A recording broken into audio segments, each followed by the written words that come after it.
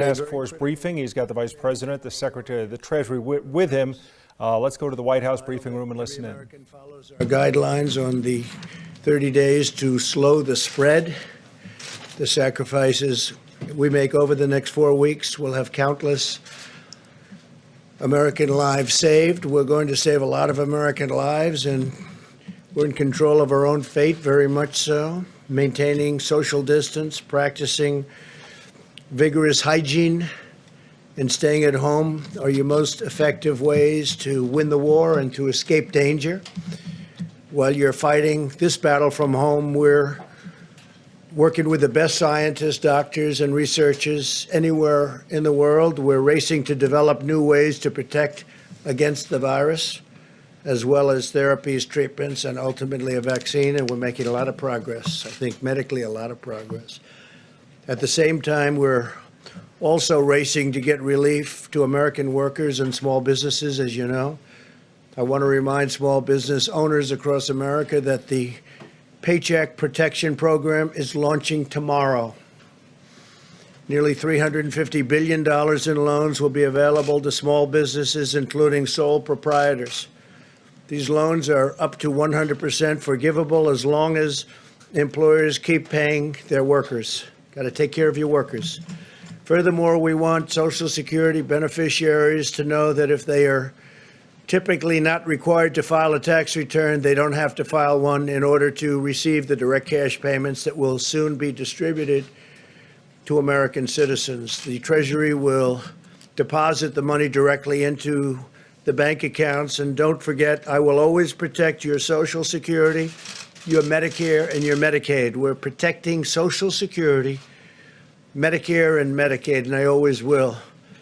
I'd like now to invite SBA Administrator Jovita Carranza, who's doing a fantastic job. She's going to be very busy in the next little while, and Secretary Steve Mnuchin to say a few words about these vital initiatives, and then we'll get on to the attack of the virus itself. And please, if I might, Steve and Jovita. Thank you. Thank you, Mr. President. And Mr. Vice President, Secretary Mnuchin, Ivanka Trump, and all who I have been working closely with in this effort.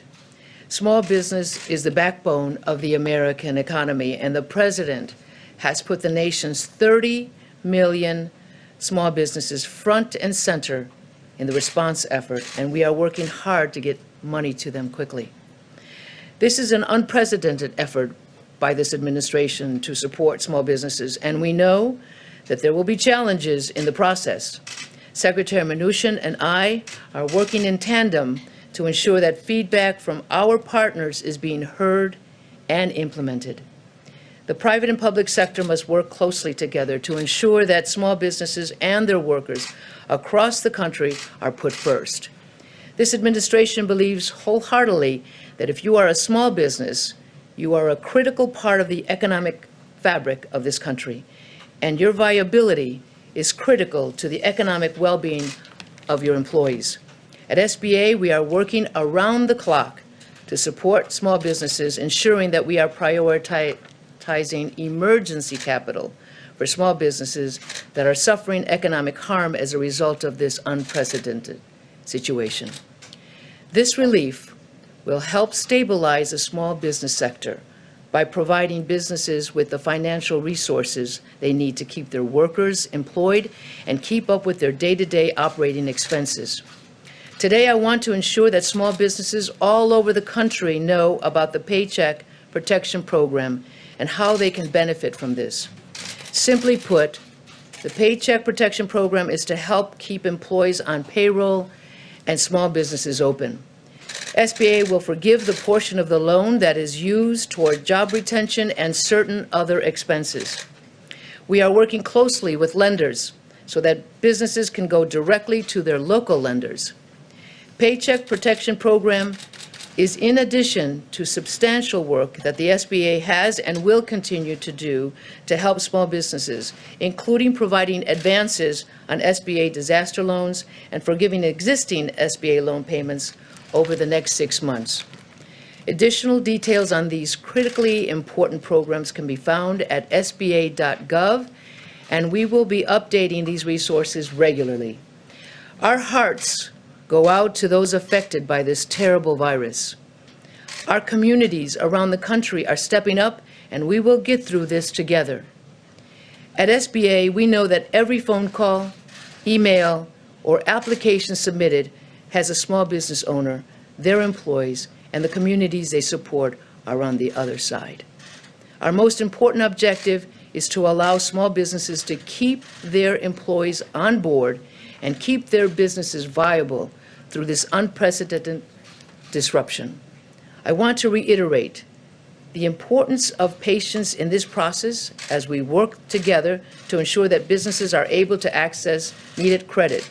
We will continue working around the clock as we've done with our federal and private sector partners, expanding capacity and working to make our systems as robust as possible to meet the needs. Thank you, Mr. President. Thank you. Very good. Thank you. Thank you, Mr. President. Thank you, Mr. Vice President. Thank you, Jovita. Mr. President, you've made clear to us we now need to execute. We need to get money to small business and American workers, and that's what we're doing. The SBA and Treasury committed to get this program up and running tomorrow, and when Jovita says people working around the clock, we had both teams working till 4 o'clock in the morning and start working again today. We've heard feedback from lenders, community banks, regional banks, and we spent the last 24 hours making this system even easier. So this will be up and running tomorrow. I encourage all small businesses that have 500 or fewer people, please contact your lenders. Any FDIC institution will be able to do this, any credit union, existing SBA lenders, and fintech lenders. You get the money, you'll get it the same day. You use this to pay your workers. Please bring your workers back to work. If you've let them go, you have 8 weeks plus overhead. This is a very important program. I'm pleased to announce we are going to raise the interest rate on these loans. And again, the interest rate is paid for as part of the program. The borrower doesn't have to pay this to 1%. We had announced it was going to be 50 basis points. We've heard from some smaller community banks that their deposit costs, even though the government's borrowing at 3 or 4 basis points, this is on average a 90-day loan. To make this attractive for community banks, we've agreed to raise the interest rate. Again, I encourage everybody, take out the Paycheck Protection Program. I'm also pleased to report the economic impact payments.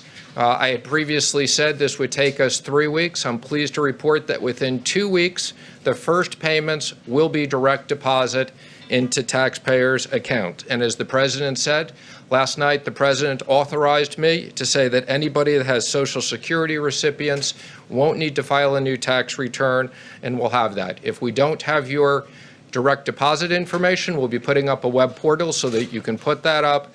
It is a very large priority. The President has made clear we want to get this money quickly into your hands. I'm also pleased to report that we continue to work closely with the Federal Reserve.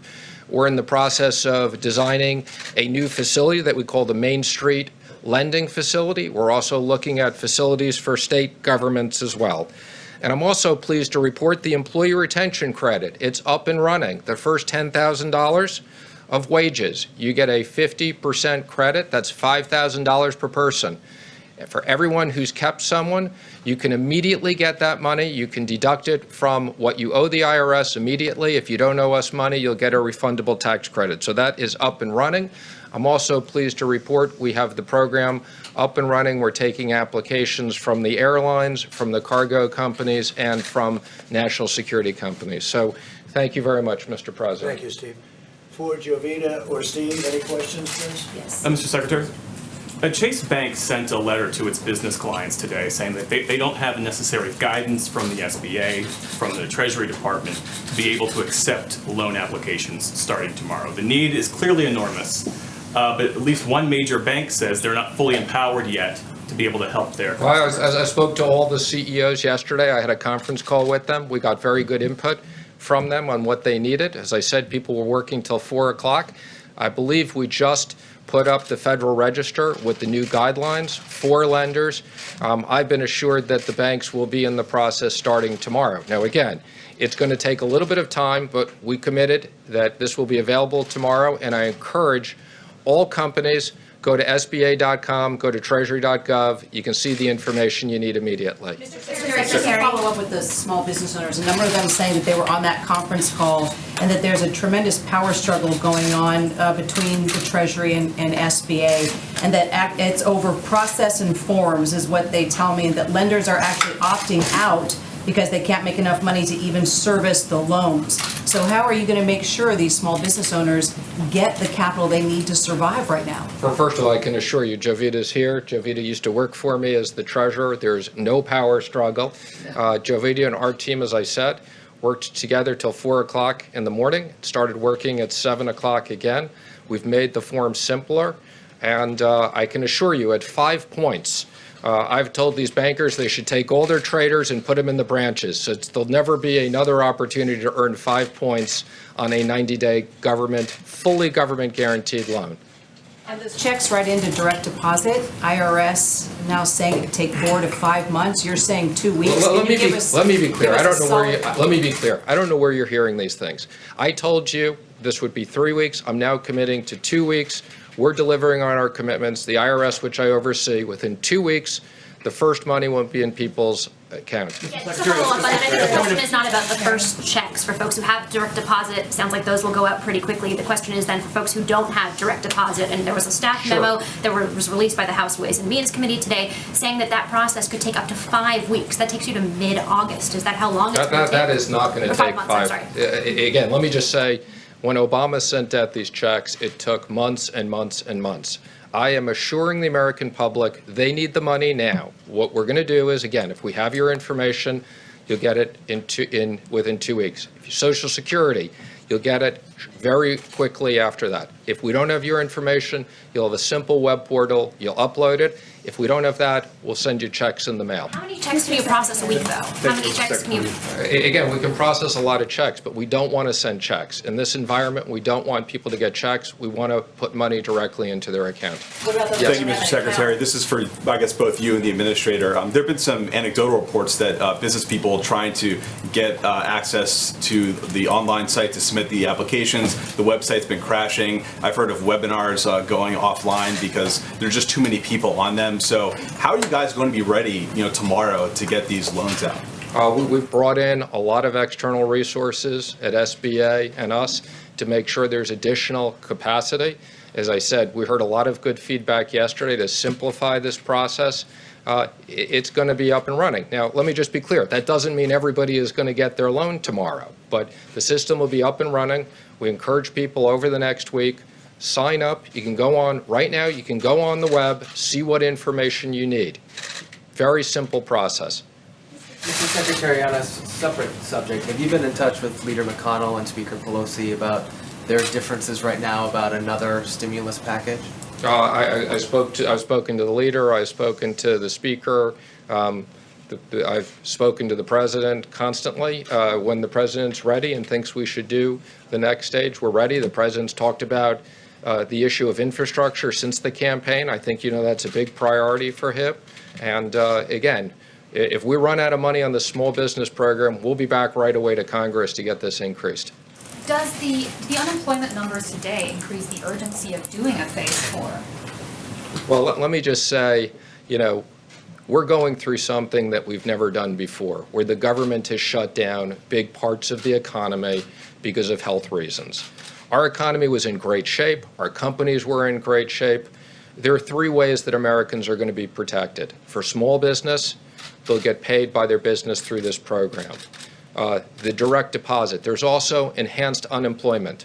So we realize, unfortunately, there are a lot of companies that, because they aren't in business over a short period of time, again, we're working with the states on enhanced unemployment. And as soon as the medical professionals and the president give the all clear, we're going to have a ton of liquidity. We have about $6 trillion.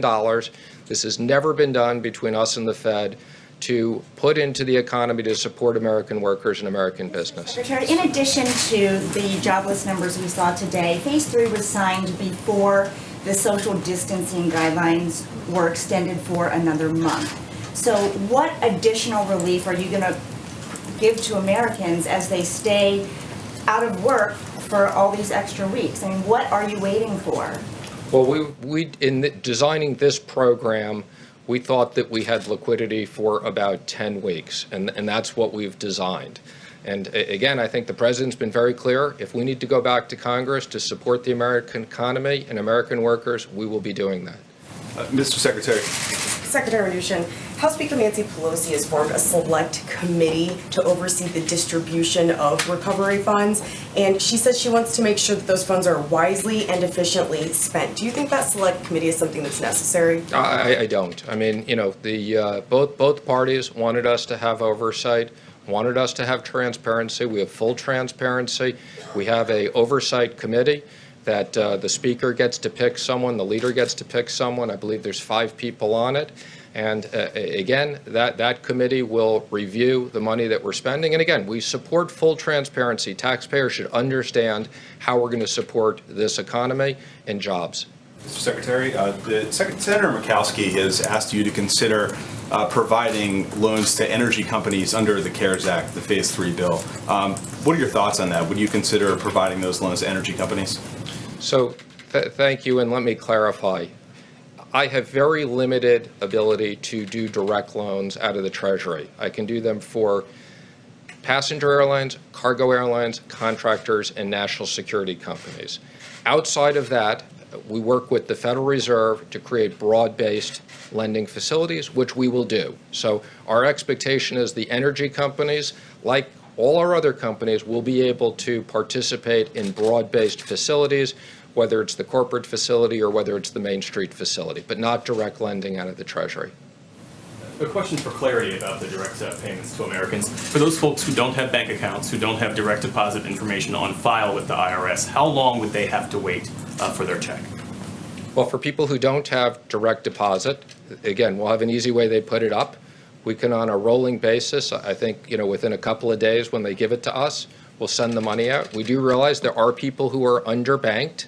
And again, we're working with all the digital companies, prepaid debit cards. We're working with all of them to make sure we have a process that every American gets their money quickly. This money does people no good if it shows up in 4 months, and we will deliver on that promise. So quickly is a matter of weeks then, perhaps, not months. Quickly is a matter of weeks and not months. That's correct. Would you consider a moratorium on... Go ahead. Mr. Secretary, one area where you can make direct loans is to the airlines. How much do you expect that the Treasury Department and the federal government will be involved in overseeing the operations of airlines as it pertains to which routes get cut back, how much they operate, what they do about their employees, and the like? So there are very strict requirements that's built into the bill. Again, this was a bipartisan requirement. One, anything we do with the airlines, they have to maintain substantially all of their employees. So again, any money that we provide them will go to pay their employees. We're going to be working with the Secretary of Transportation. There are requirements to maintain certain routes. So again, we have a very clear process. We've hired 3 outside advisors, will be financial advisors, and 3 law firms. Will be releasing that information shortly.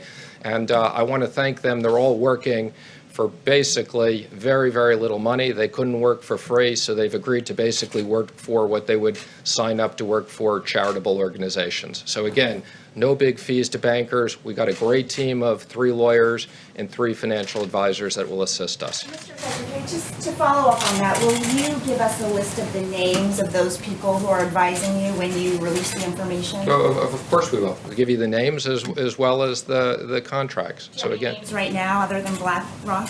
So again, I'm happy to announce it. We have the PJT Partners, okay, is going to do the passenger airlines. Moelis and Company is going to do the cargo and contractors, and Perella Weinberg will handle the national security. And there'll be 3 law firms which we'll announce shortly that will be working in each one of those sectors. And again, let me just be clear. We need to get this done quickly. The airlines need money. We're going to work very closely with the Department of Transportation and get this done quickly. We've actually already received contracts from a lot of the people. Again, there's guidance up on the web. Full transparency, we've asked for applications. Secretary, on the airline issue again, Speaker Pelosi and others have said that the government taking stakes in those airlines should not be a condition for the federal government to provide payroll support specifically. What's your response to that? I spoke to the Speaker last night about that. This was something that was highly negotiated between the Republicans and the Democrats. The president was personally involved in this. He was on the phone with us many times. Mitch McConnell, Mark Meadows, senators on both sides. There is a specific line in the bill that says that the secretary, meaning me, will determine proper compensation. So this is not a bailout for the airlines. And I will be working, once we get our advice from our financial advisors, we get the applications from the airlines, I'll be working very closely with the president, and we'll make sure that we strike the right balance, not a bailout. Taxpayers get compensated, but these airlines, these are national security issues. We want to keep our airlines intact. Mr. Secretary, just more broadly, perhaps for the administrator, if not for you as well, some small businesses, restaurant owners, for example, are finding that laying off their employees so that they can start collecting unemployment is better both for them as business owners and for their workers. What incentives do they have right now to keep their employees on the payroll if no one's coming into their restaurants? Well, the incentive that you have, and we want American business to be kept intact. The incentive is these are loans that turn into grants. So if you're a business owner and you're a restaurant, you can hire your people back. You get money for their medical. You keep them on the medical plan. You get money for your rent. You get money for your electricity. So you're motivated. We want you to have a business that you can reopen quickly when it's appropriate. So this doesn't cost the business owners anything. You know, when people talk about, I can't imagine any American worker who had a job, is offered to keep their job, isn't going to want to have it. And let me just be clear, we've also talked about this unemployment issue. You can only get unemployment if you don't have a job. So unemployment is intended for those people that are some of the mid-size or larger businesses, and we're very sympathetic to this, that these companies can't afford. And for those people, the enhanced unemployment will be a significant benefit. But we want to make sure 50% of the American workforce is small businesses under 500 people. The president, the vice president, the administrator, and I want to make sure this part of the economy is ready and intact when we're ready to reopen. Question for the administrator, if I may. Is there a certain category of small businesses that you're most concerned about? Restaurants, hair salons, things like that? That's a great question. We're concerned about every small business. There's 30 million small businesses that we're really focused on, and we're working feverishly to make sure that we can provide the available funds to them as quickly as possible. So it's 30 million small businesses, and the other businesses are being dealt with the PPP, with the Paycheck Protection. There was also the disaster, what we call it, the injury or economic injury disaster loan. And then there was an advance associated with that particular program as well. So to answer your question, we're concerned about all businesses. And as the Secretary indicated, we're looking at employees being ready, not lost in this process. We want businesses to stay intact because they represent half the GDP. So if we spend $1 trillion to support 10 trillion or 11 trillion, I think that's a significant investment, and that's what we're focused on. Is there a certain segment that you think is particularly vulnerable? Hang on, I just want to make one comment for explanation because I want to make sure everybody out there understands this. If you're an independent contractor, if you're a sole proprietor, you're eligible for this as well. Now, that program won't be up and running until next week, but again, this is a very broad definition of small business. So if you're an independent plumber, if you're an independent contractor, you're covered under this program. Slightly more complicated, you have to come into your bank and give them more information, but starting next week, that part of the program will be up and running. Also, charities. Charities as well, very important.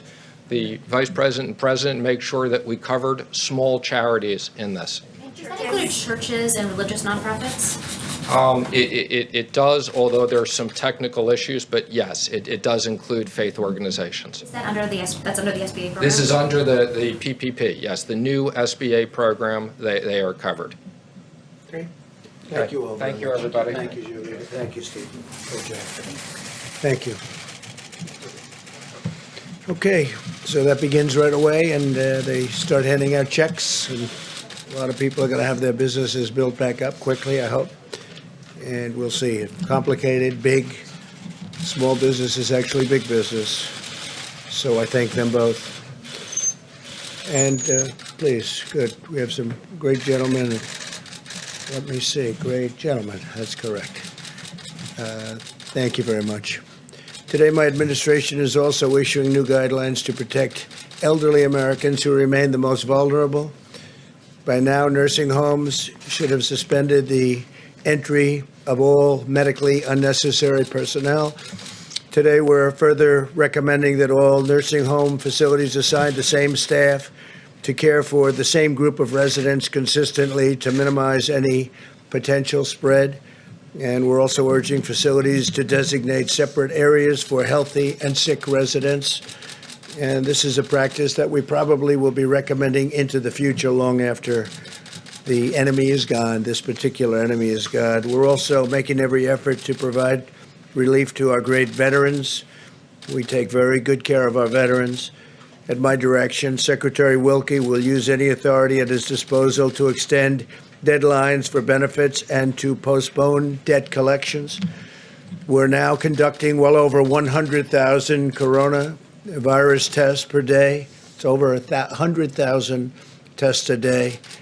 And these are accurate tests, and they're moving rapidly, which is more than any other country in the world, both in terms of the raw number and also on a per capita basis, the most. The FDA has also authorized the first coronavirus antibody test developed by Celex, a key step that will help identify people who have recovered and to understand their immune response and their immune system. Moments ago, I directed Secretary Azar and Acting Secretary Wolf to use any and all available authority under the Defense Production Act to ensure that domestic manufacturers have the supplies they need to produce ventilators for patients with severe cases of COVID-19. You know what that is, right? Become a very famous term. COVID.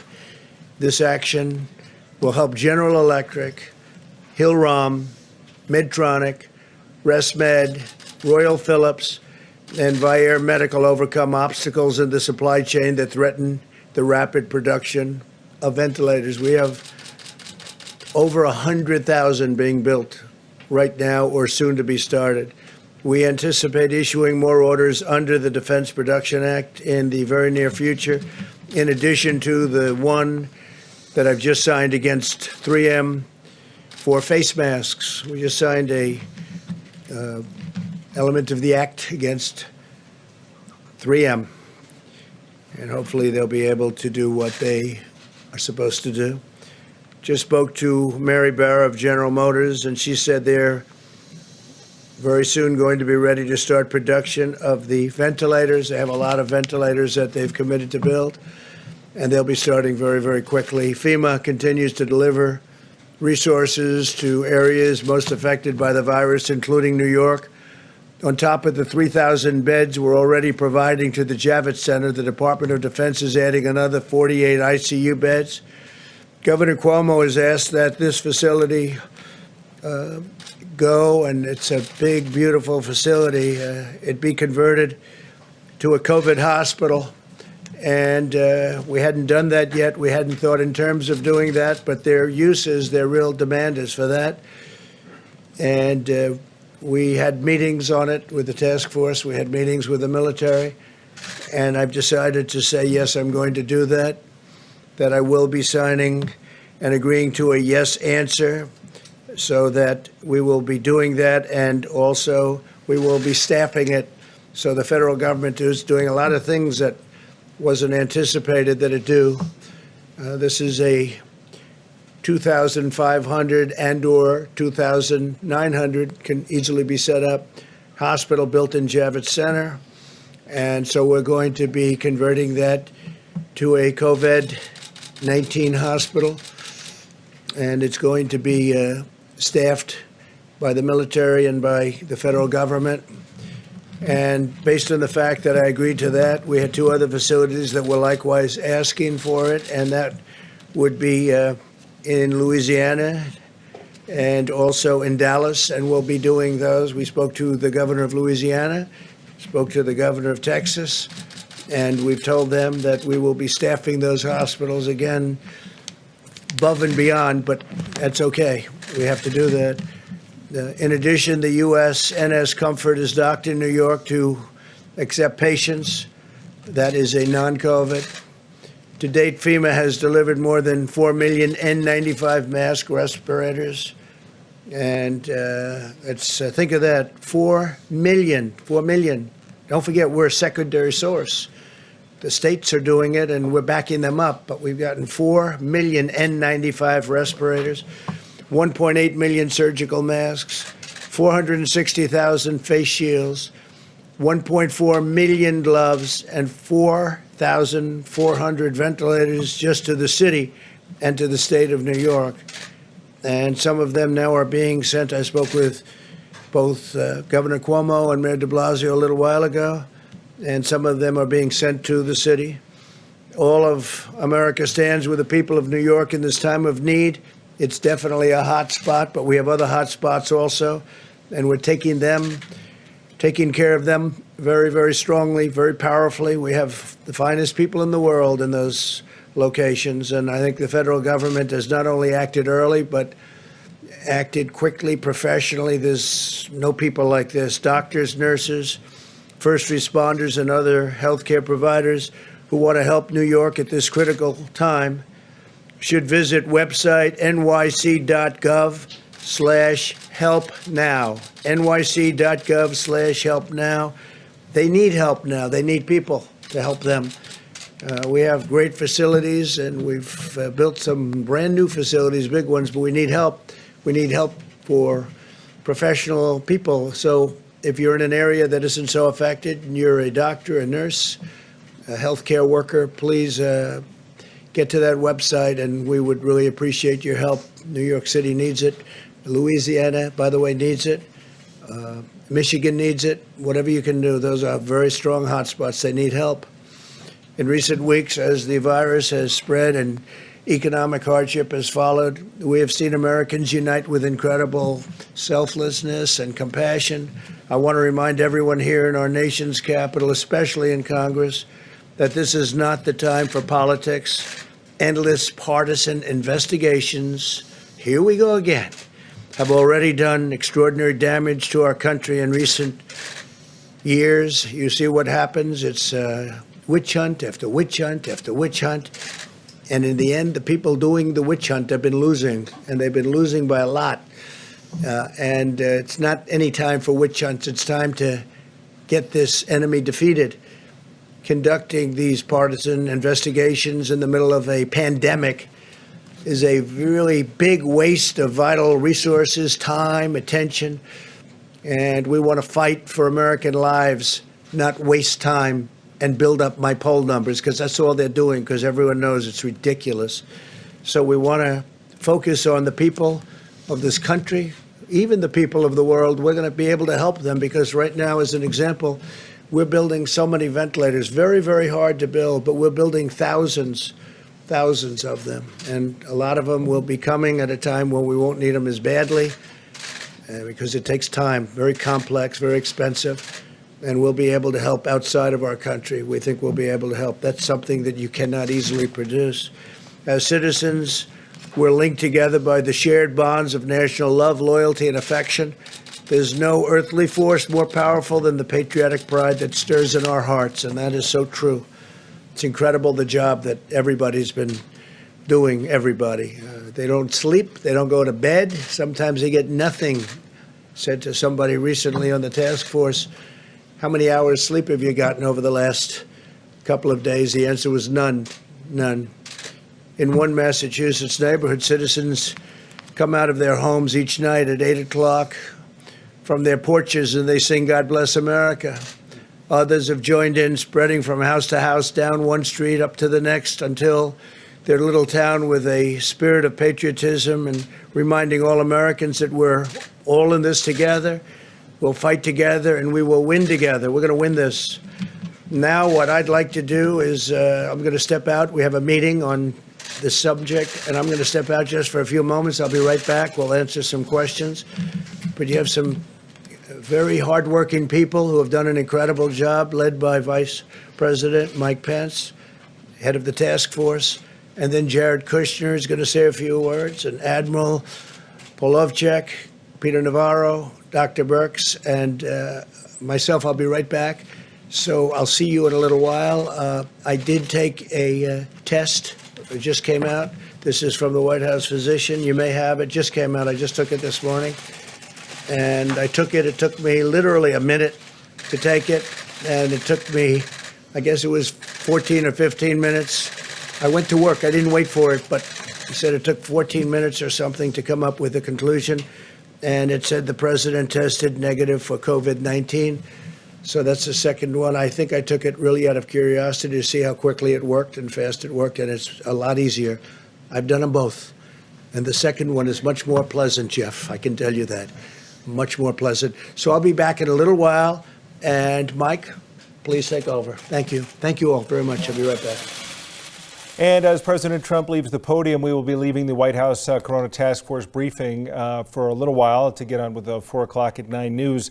As you heard, not only the president speaking about what is happening today, but before him, we also heard from the Small Business Administrator, Jovita Carranza, talking about what is happening as far as the Paycheck Protection Program and the $350 billion that's been set aside for many small businesses.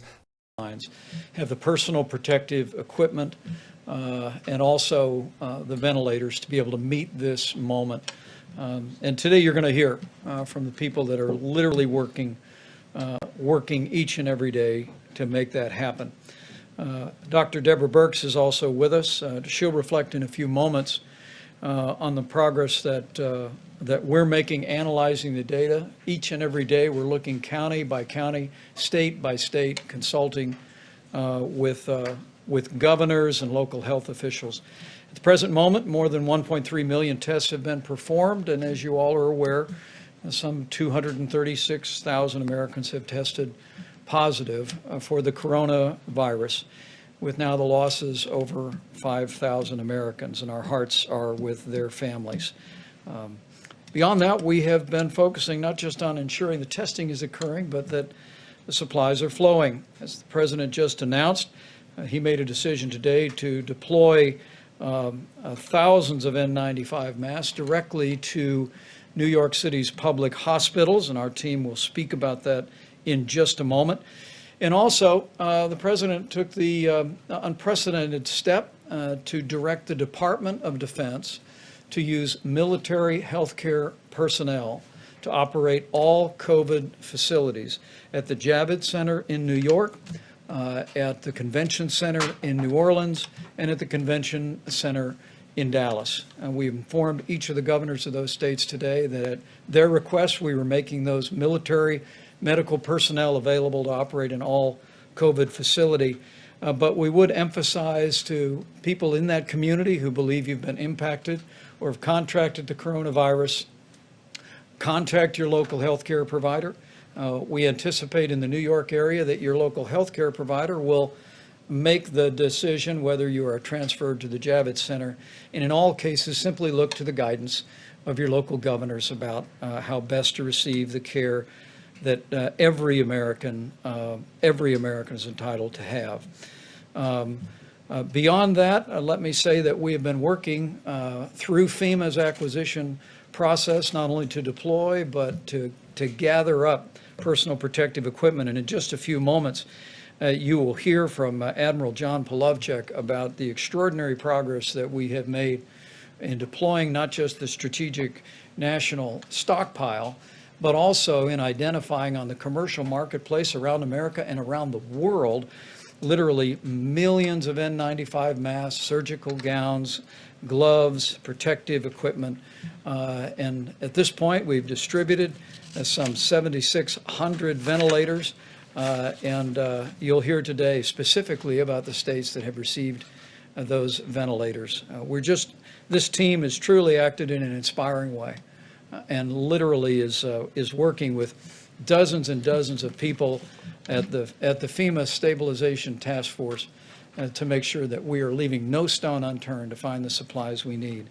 Let me also say today you're going to hear from Jared Kushner, senior advisor to the President of the United States, but someone that the White House Coronavirus Task Force directed to work with FEMA on supply chain issues. And in recent weeks, he's been leading a working group in conjunction with FEMA that literally has identified millions of medical supplies around the nation and around the world, and we're grateful for his efforts and his leadership. Finally, you'll hear from Peter Navarro, who will explain the action the President took today using the Defense Production Act. But as you hear details today about medical supplies that have been distributed, those that have been purchased, those that we're making available, ventilators distributed to hospitals, and those that are available, let me just remind every American that you can make a difference in ensuring that every patient has the treatment that they deserve, every healthcare provider, every doctor and nurse and nurse's assistant has the protective gear to provide the care that you would want your family to have by putting into practice the President's 30 days to slow the spread. I mean, we want you to take to heart the President's coronavirus guidelines for America. First, to protect your own health, to protect the health of your family, to protect the health of your community. We know so many people are asymptomatic, and people that literally don't know they have the coronavirus but have the ability to infect others.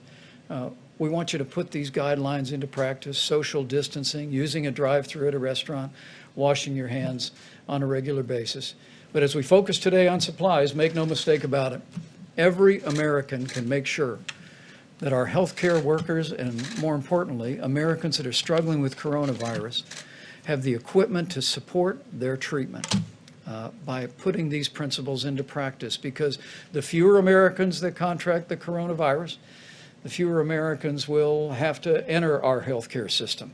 And that'll continue to preserve the capacity in our healthcare economy. So we thank the millions of Americans who've responded in the first 2 days of 30 days to slow the spread. And I'm just absolutely confident that in the days ahead, every American's going to do their part for your health, your family's health, the health of your community, and to ensure the strength and vitality of the greatest healthcare system in the world. With that, let me introduce Jared Kushner to speak about the work that he's been doing, working with FEMA on ensuring a strong supply chain to meet this moment. Jared? Thank you, Mr. Vice President, and thank you for your great leadership on the task force. And thank you to Dr. Birx and Dr. Fauci as well. It's been an honor working with you these past few weeks. When the Vice President first asked me to help on the task force with different tasks, I asked the President what he expected from the task force and how I can best serve him and the task force.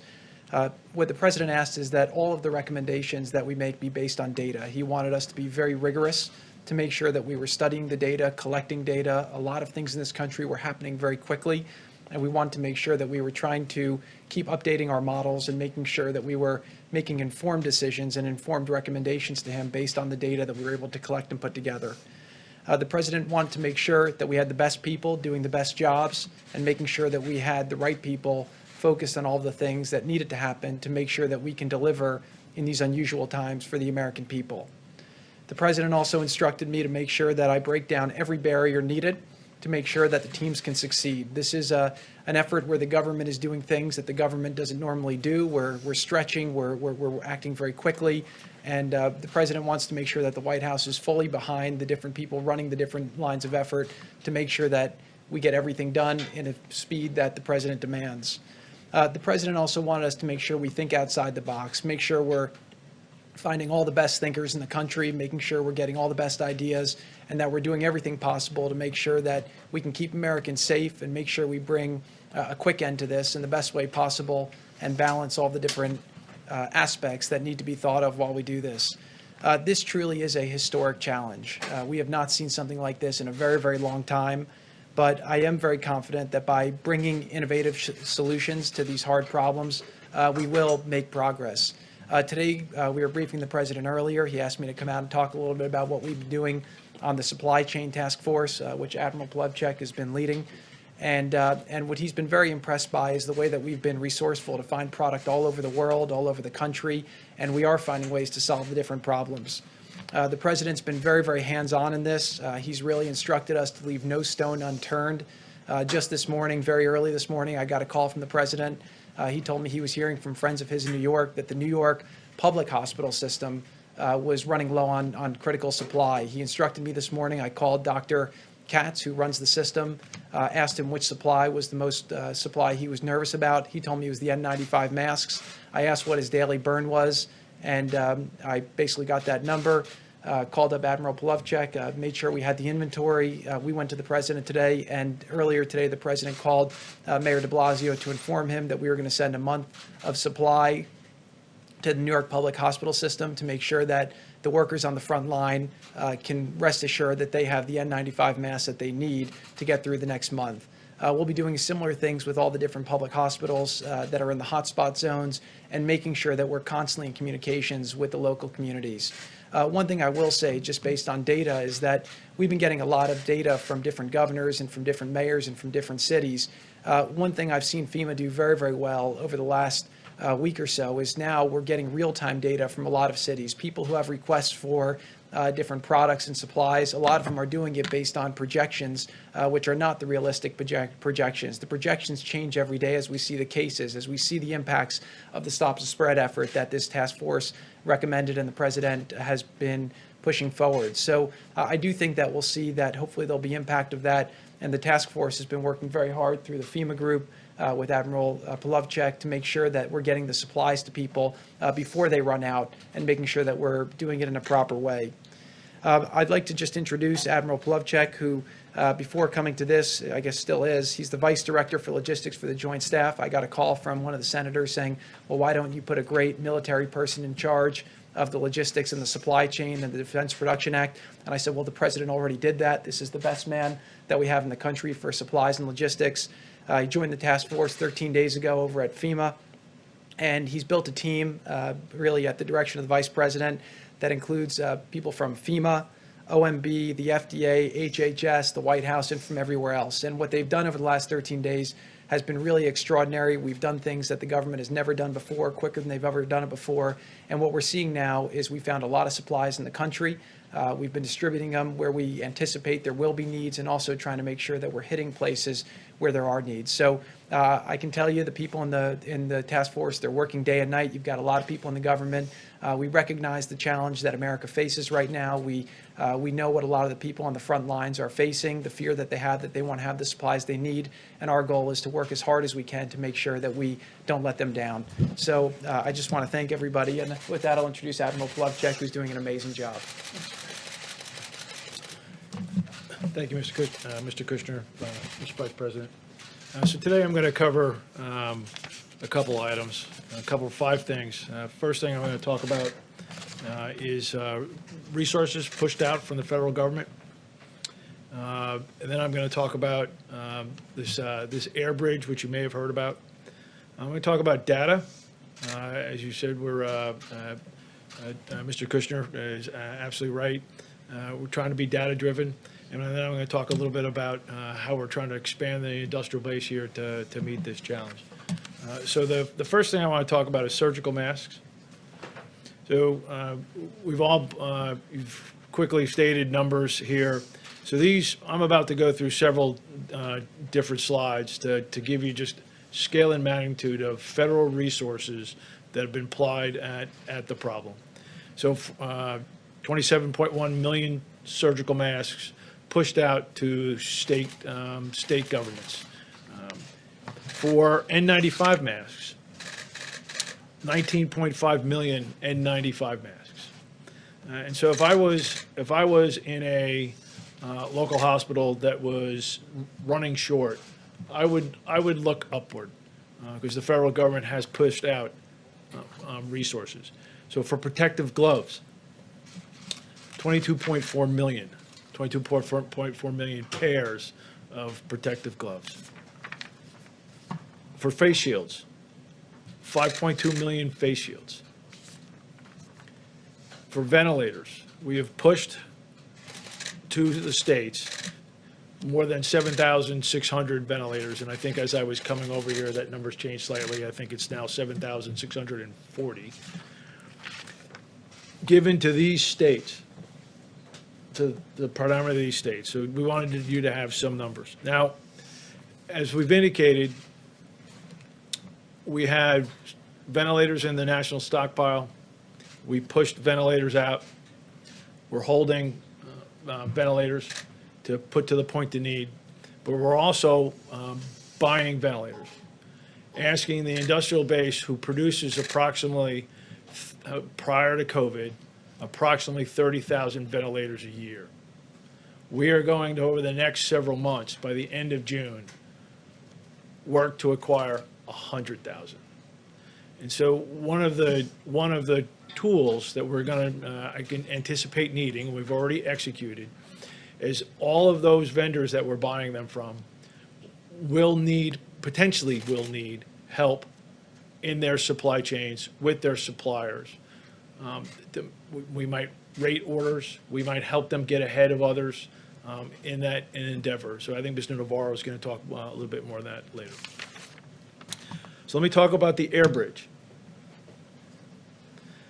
So it normally takes approximately 37 days to get from overseas, get product, load it, get it to the United States, and distribute it. That's about 37 days. So to prime the pump, so to speak, we have lined on an air bridge to get product here faster, working with our major suppliers as they work to fill orders to get more to healthcare workers now. We are working to align transportation to product. Now, one of the things we're also doing is the team that works for me are scouring the globe and finding pockets of personal protective equipment that might not otherwise be in the U.S. hospital supply chain. That is also going on these flights. 6 completed and a number scheduled. 28 flights scheduled here in the near future. We are working towards, some days we'll have 1 flight, some days there might be 2 flights, multiple flights over the next coming days. These 28 are, as far as I can see, out to a couple of weeks. Then again, matching product, 2 flights to create volume in the supply chain here faster than the 37 days. I'm just going to leave that up as I talk about a few other items. So let's talk about New York City and the public health hospitals. I believe they're called New York City Health and Hospitals. President directed, as I speak, there are pallets being formed, truck being loaded. I gave an address in New York City here an hour or 2 ago, and one of our distributors is making that happen, and that delivery will happen tomorrow. On the data front, this is almost unprecedented. This is a commercial supply chain with 6 to 7 major distributors of health equipment. We brought them all in, and we said we need to make informed decisions, and we are going to help make informed allocation decisions. So within a matter of days, feeding from their business systems, their enterprise resource-like systems, I brought on board a tool, a supply chain tower, that the DoD was using to manage a supply chain for a very complex weapon system. Their data goes into a data lake. We have a tool to be able to use their data and see it. I can tell what product is coming in, what their orders are, what they're filling, what they're not filling, and see the volume in the supply chain and understand what they're doing down to the county level. We're working to get it potentially down to the hospital level. So this 200 and some odd N95 respirators, we took a look in there in the supply chain, and we said we have the volume to go do that. I called the distributor, and they're making that happen. We anticipate, as the hotspots around the country, we anticipate these vendors at our direction helping them allocate product to the right place at the right time. So if I talk finally about expanding the industrial base. So the vice president was at Walmart the other day, who told him, I want to get in this game. How do I do that? So I got the call. We provided them specifications. And Walmart is going to use their suppliers to cut fabric, make gowns, sew product. But that's not always the case. We have lots of folks that want to help.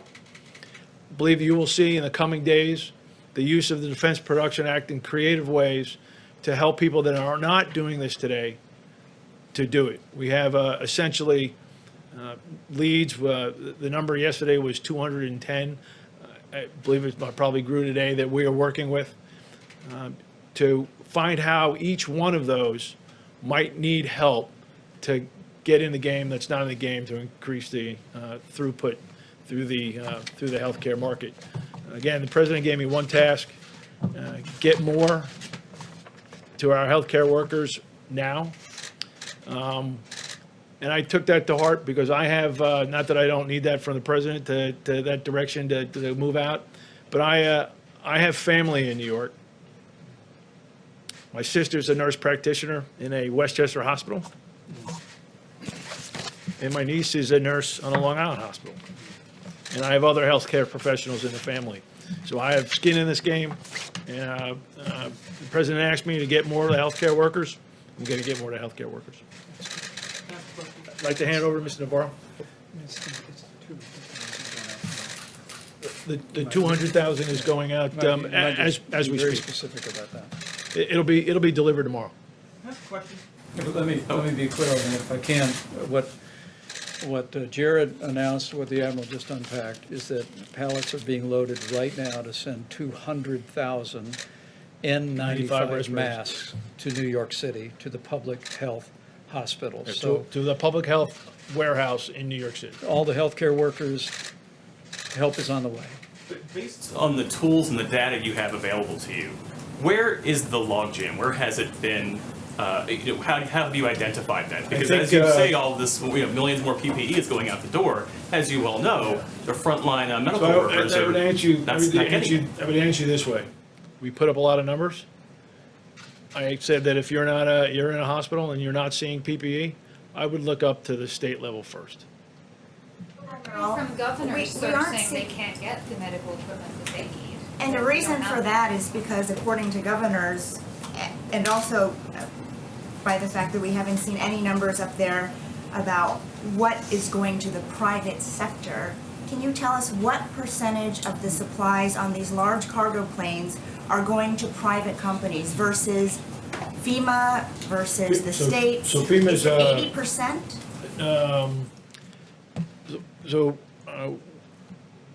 This product that we're moving is primarily commercial product that would enter the commercial system and be distributed through financial business transactions between hospitals and these distributors. So just to clarify, that explains why states say they're bidding like they're on eBay, because the supplies are going to the private sector, and then they have to go there to get the supplies. That's normally how things work, right? So I'm not here to disrupt a supply chain. So look, these 6 distributors, 6, 7, they have 600 to 700 warehouses. They have trucks to go to the hospital door every day. We're bringing product in.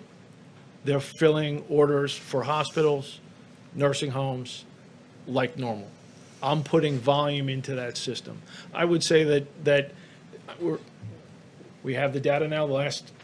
So we put together this data element over the last, 13 days. Get the people in, look at the problem, build this. I am now seeing truth about what's in the supply chain, and I would say that there's been some abnormal behavior. Okay? Yes, thank you, Admiral. House Oversight Committee Democrats say that FEMA officials told them that the ventilators that the government has ordered won't be ready until June, which is well after the expected peak. Will the Defense Production Act memo signed today do anything to speed that up? Yes, I will. Mr. Navarro will talk about that. We're online to receive several thousand ventilators in the month of April and several thousand more ventilators in the month of May, ramping up to a big number in June. Again, going from an industry that produces about 30,000 annual to a very big number. Are you confident that the system means the states with the greatest need are getting the supplies? Yeah, so because a lot of governors are saying that they can't get what they need, and different states have more pressing urgency, obviously, depending on the case load. So we're marrying up where CDC, where the demand for COVID is, to what's in the commercial system. We're providing that to the commercial system, and we are making allocations to those of most pressing need. 13 days. We now have the data. We now can make informed decisions. And so all of the I need, I now know the volume that has been happening and needs to be happening. So, Admiral, with that, and Mr. President, I'd love for you to weigh in on this as well. You talk about, well, you alluded to the fact there is possibly some shady business going on, that the product is here in the United States. And coming here. Yes, and it is coming here. It's coming from China. It's in warehouses. It's being made here in the United States. It's in warehouses, but it's going to the highest bidder. So what can be done to keep those products here in the United States, not go overseas where companies are making a lot of money, and get it distributed to the most critical places here in the U.S. I would love to hear from, how's that being done? Because doctors, I've talked to surgeons on a regular basis. Let me give you the bigger view of the DPA, and we'll directly address that. What we have essentially is a nation at war. We have a wartime president standing behind me. The Defense Production Act is one of the most powerful weapons this administration can use to fight the invisible enemy of the virus. When I spoke with you last week, I explained the 3 points of the compass DPA can be used to hit. The first one is mobilization of the industrial base. This can involve things like repurposing from, say, a distiller like Pernod Ricard, from liquor to hand sanitizer. It can also involve expansion of production, which is having Honeywell, which makes N95 masks, open a new factory in Smithfield, Rhode Island. With respect to the second point of the compass, allocation of resources, we have 2 issues there. If you look at the manufacturer itself, what you want to make sure is that the supply chain, which can go 7 tiers deep, has enough components in that supply chain so we can actually make what we need. And then once it's made, you also want to make sure that it goes to the right people. And then the third point of the compass, which addresses what you're talking about, is basically bustum, I call it, hoarding of critical or threatened materials. So let me walk through what the President did today in terms of a strong action, what we've done, DPA across those 3 points. The first order President Trump signed was vigorous, swift. It was the GM order, which directed GM to make ventilators in Kokomo, Indiana in Trump time, which is to say as fast as possible. As the President mentioned, he spoke to Mary Barra today, the CEO of GM. That is moving forward at the same time as the Ford project is moving forward in Rawsonville, Michigan. And I've issued a challenge to those 2 companies, a la Ford versus Ferrari. This is Ford versus GM. Let's see who gets those ventilators out first. Now, the second point of the compass, which these 2 orders address today, is this allocation of resource issues. The ventilator companies themselves expressed concern that in this rush to build ventilators, there would be pressure on that supply chain. So what they requested that we do and the president do is to use the DPA to give this gentleman here, who's one of the strongest gentlemen in the world in terms of applying things, is to give him the ability to prioritize that supply chain for those ventilator manufacturers. And he will do things like give them what's called a DO rating in the defense procurement, which will allow them to get what they need. Now, the second order, which the president signed today, has to do with the other part of the equation, which is once they make the stuff, okay, where does it go to the right folks? And this is a 3M order. And to be frank, over the last several days, we've had some issues making sure that all of the production that 3M does around the world, enough of it is coming back here to the right places. So what's going to happen with the signing of that order in Trump time is we're going to resolve that issue with 3M probably by tomorrow close of business, because we can't afford to lose days or hours, even minutes in this crisis. Now, the third part of the compass, the third point there, this gets to the hoarding issue. The president stood up here with he's the commander-in-chief. But we have a sheriff in town, too, Attorney General Barr. And he stood up here with Attorney General Barr, and Bill Barr said, I'm going to go out and bust him. And guess what? 3 days ago, DOJ went into a warehouse in Jersey, grabbed PPE, and the beauty of that wasn't only seized, but within hours, it was turned around and given to healthcare professionals in New York and New Jersey. That's a beautiful thing. That's a beautiful case of using the DPA. Now, what's going to happen tomorrow is the president's going to sign another order, which is in the works. This is interesting. There is a black market springing up, which you have described, where we're having people bid against each other. Brokers come in, they're bidding and bidding on all this different PPE. It's driving the price up. And guess what? You know where it's going? The domestic sources here are being exported.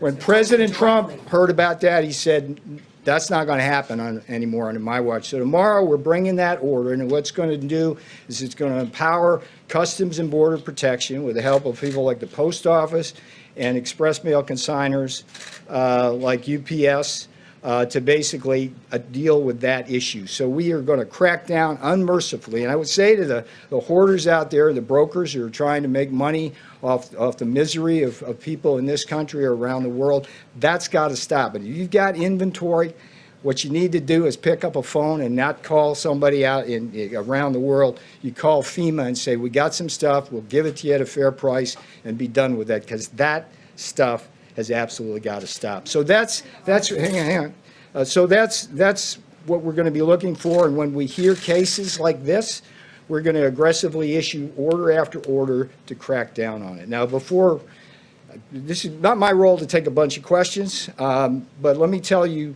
one other thing before I leave the podium. It's a story which I'd love to share with you today, because this again illustrates one of the key principles of this president and this vice president, which is to wed the full force of the federal government with the full power of private enterprise. And just 2 days ago, we at the White House got an urgent SOS from the chief of police of the New York Police Department. And they are in a situation now, because of the strain on their resources, where personnel such as their homicide detectives were having to go on into houses and deal with COVID issues without protective gear.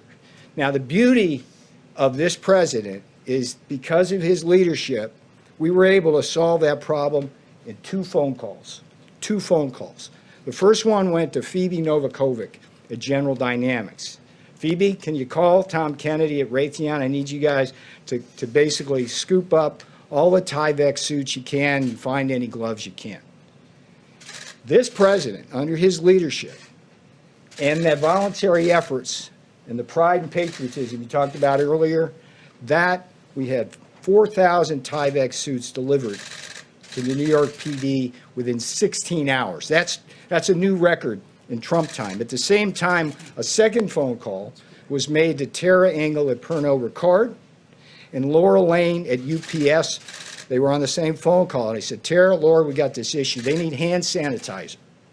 Literally, within 2 hours, we had 50-gallon drums, 6,000 gallons of hand sanitizer on a UPS truck heading up to the NYPD, and it probably arrived today with a promise from Pernod that they will continue to supply the NYPD throughout the course of this crisis.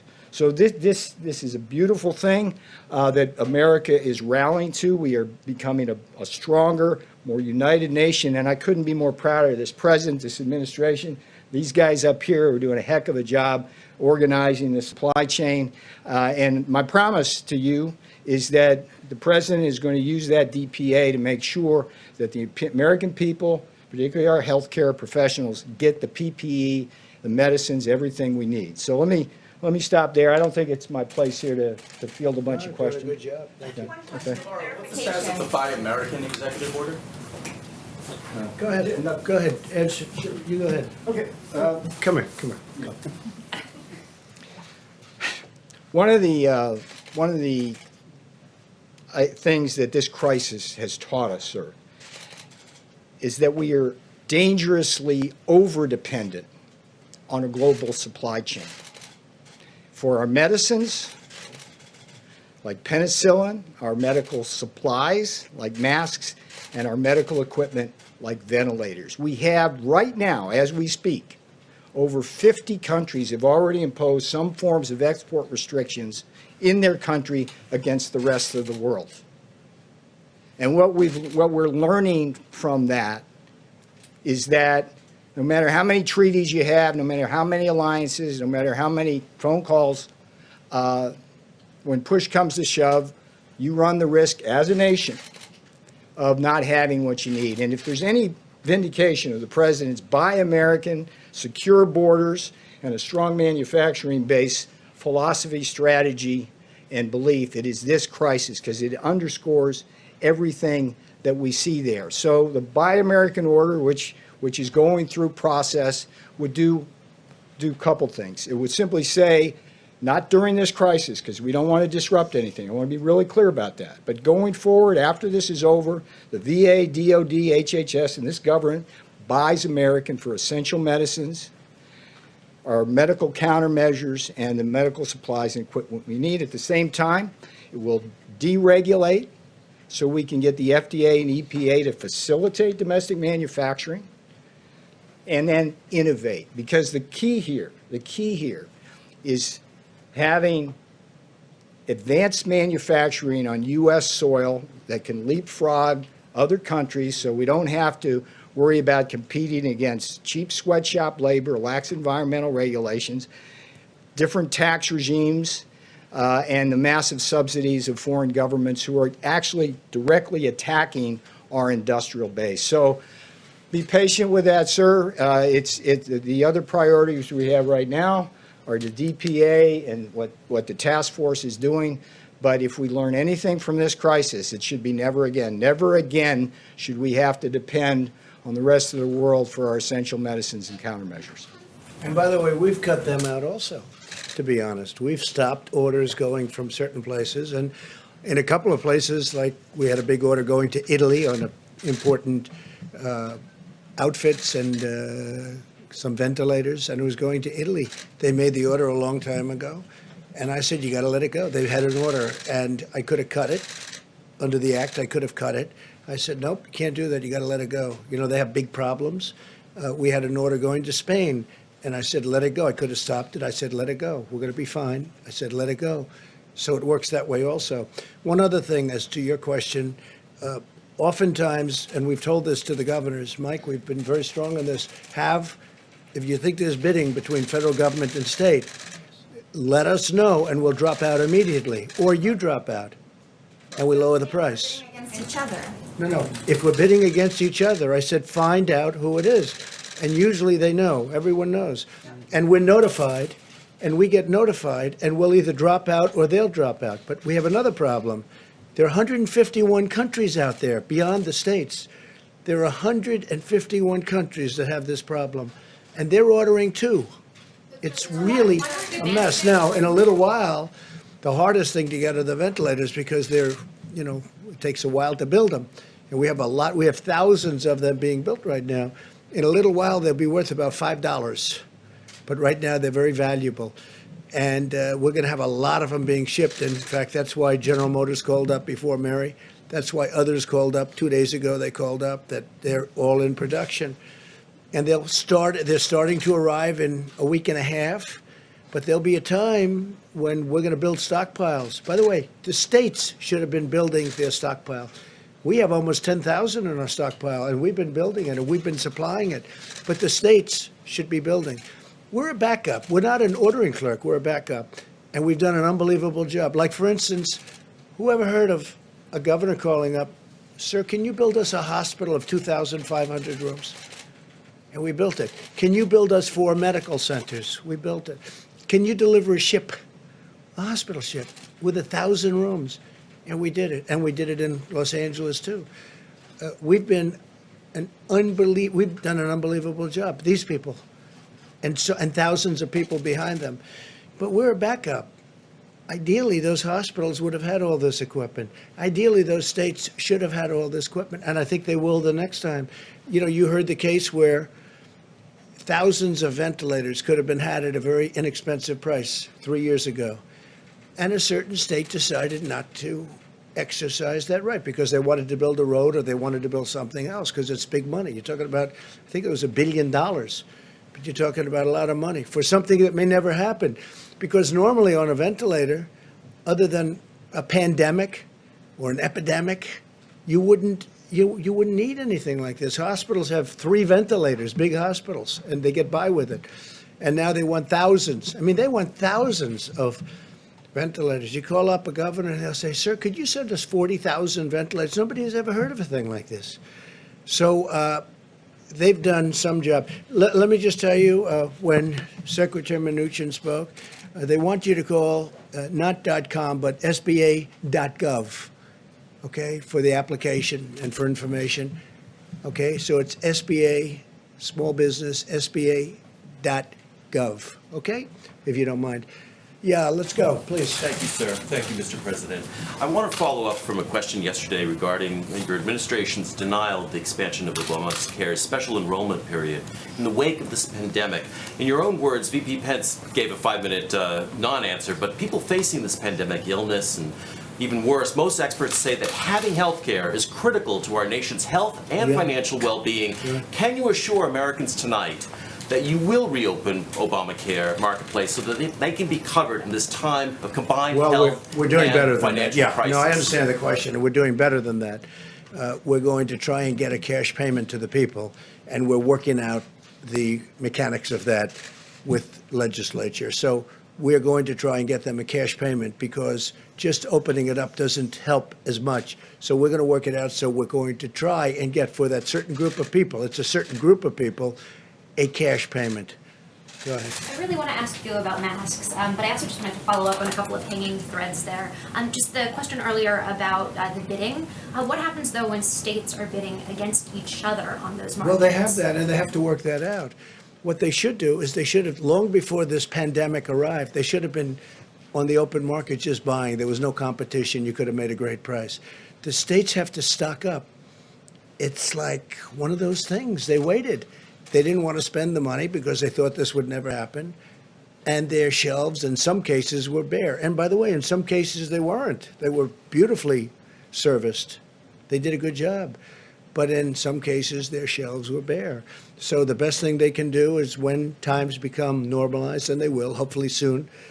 And actually, you're going to have a lot of excess material because so much is being done right now in terms of protective gear, protective outfits. A lot's being done. It's going to be, within 6 months, it's going to be sold for the right price. They got to stack up for the next time. But we are doing that, and the Admiral's done a fantastic job. Senator Schumer wrote a letter today, and he says, you should put a military man in charge. I said, well, Chuck, if you knew a little bit more, we have one of the most highly respected people in the military, the Admiral. This is what he does, too, very professionally. And he's in charge, but Chuck didn't know that. Okay, Jeff first. Mr. President, you tweeted this morning about your call with Saudi Arabia's MBS. We've had some people say that the figures that you cited between 10 million and 15 million barrels per day is not what they're agreeing to. Can you be more specific about what I don't know what they're exactly agreeing they told to. us? I think they might agree to more than that. Look, Did Russia. he tell you that, sir? Russia, yeah, he did say that actually. Russia talked about 10 million barrels. Russia and Saudi Arabia are fighting over this, and as everybody knows, it's really killing an industry, hurting Russia badly, hurting Saudi Arabia badly. I said, this is an easy one. It should be an easy one, and it may be 10, and it may be more than that. I was actually told it may be 10. As I told somebody before, it may be 10 and it may be more than that. Maybe it's 15. Maybe it goes up to 15. Could be as high as 15. And, there's a tremendous oversupply right now. That industry was oversupplied before the virus. And when the virus came along, they lost 35-40% of the world. And there's an unbelievable, you can't get a ship now. Every ship is loaded to the gills, sitting out someplace in the ocean. They're storage tanks. They're not even ships. They're storage tanks. So it would be great for Russia. It would be great for Saudi Arabia. I hope they make that deal, but that's what they told me. They said I think it'll be hopefully soon. I think hopefully they'll announce something soon. Now, can a deal be broken? Can something happen where it doesn't happen? I guess. In which case there's another alternative. But I'd rather not see that other alternative. I hope they can make a deal. I think they both want to make a deal. And they're both smart. They love their countries. They want to make a deal. It's good, but it's also good for the world if they do, because you save an industry. Yeah, please. Go ahead. Go ahead, in the back. What do you mean by cash payments? I'm going to let Mike, because we went over this very specifically, and I'll let you talk about it, Mike, because you responded last time. Right. Thank you, Mr. President.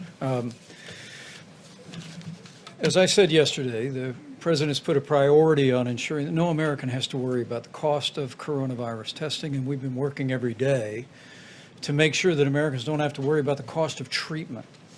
And at this point, the White House Coronavirus Task Force is working on a proposal for the President to use some of the $100 billion that we're making available to hospitals to compensate the hospitals directly for any coronavirus treatment that they provide to uninsured Americans.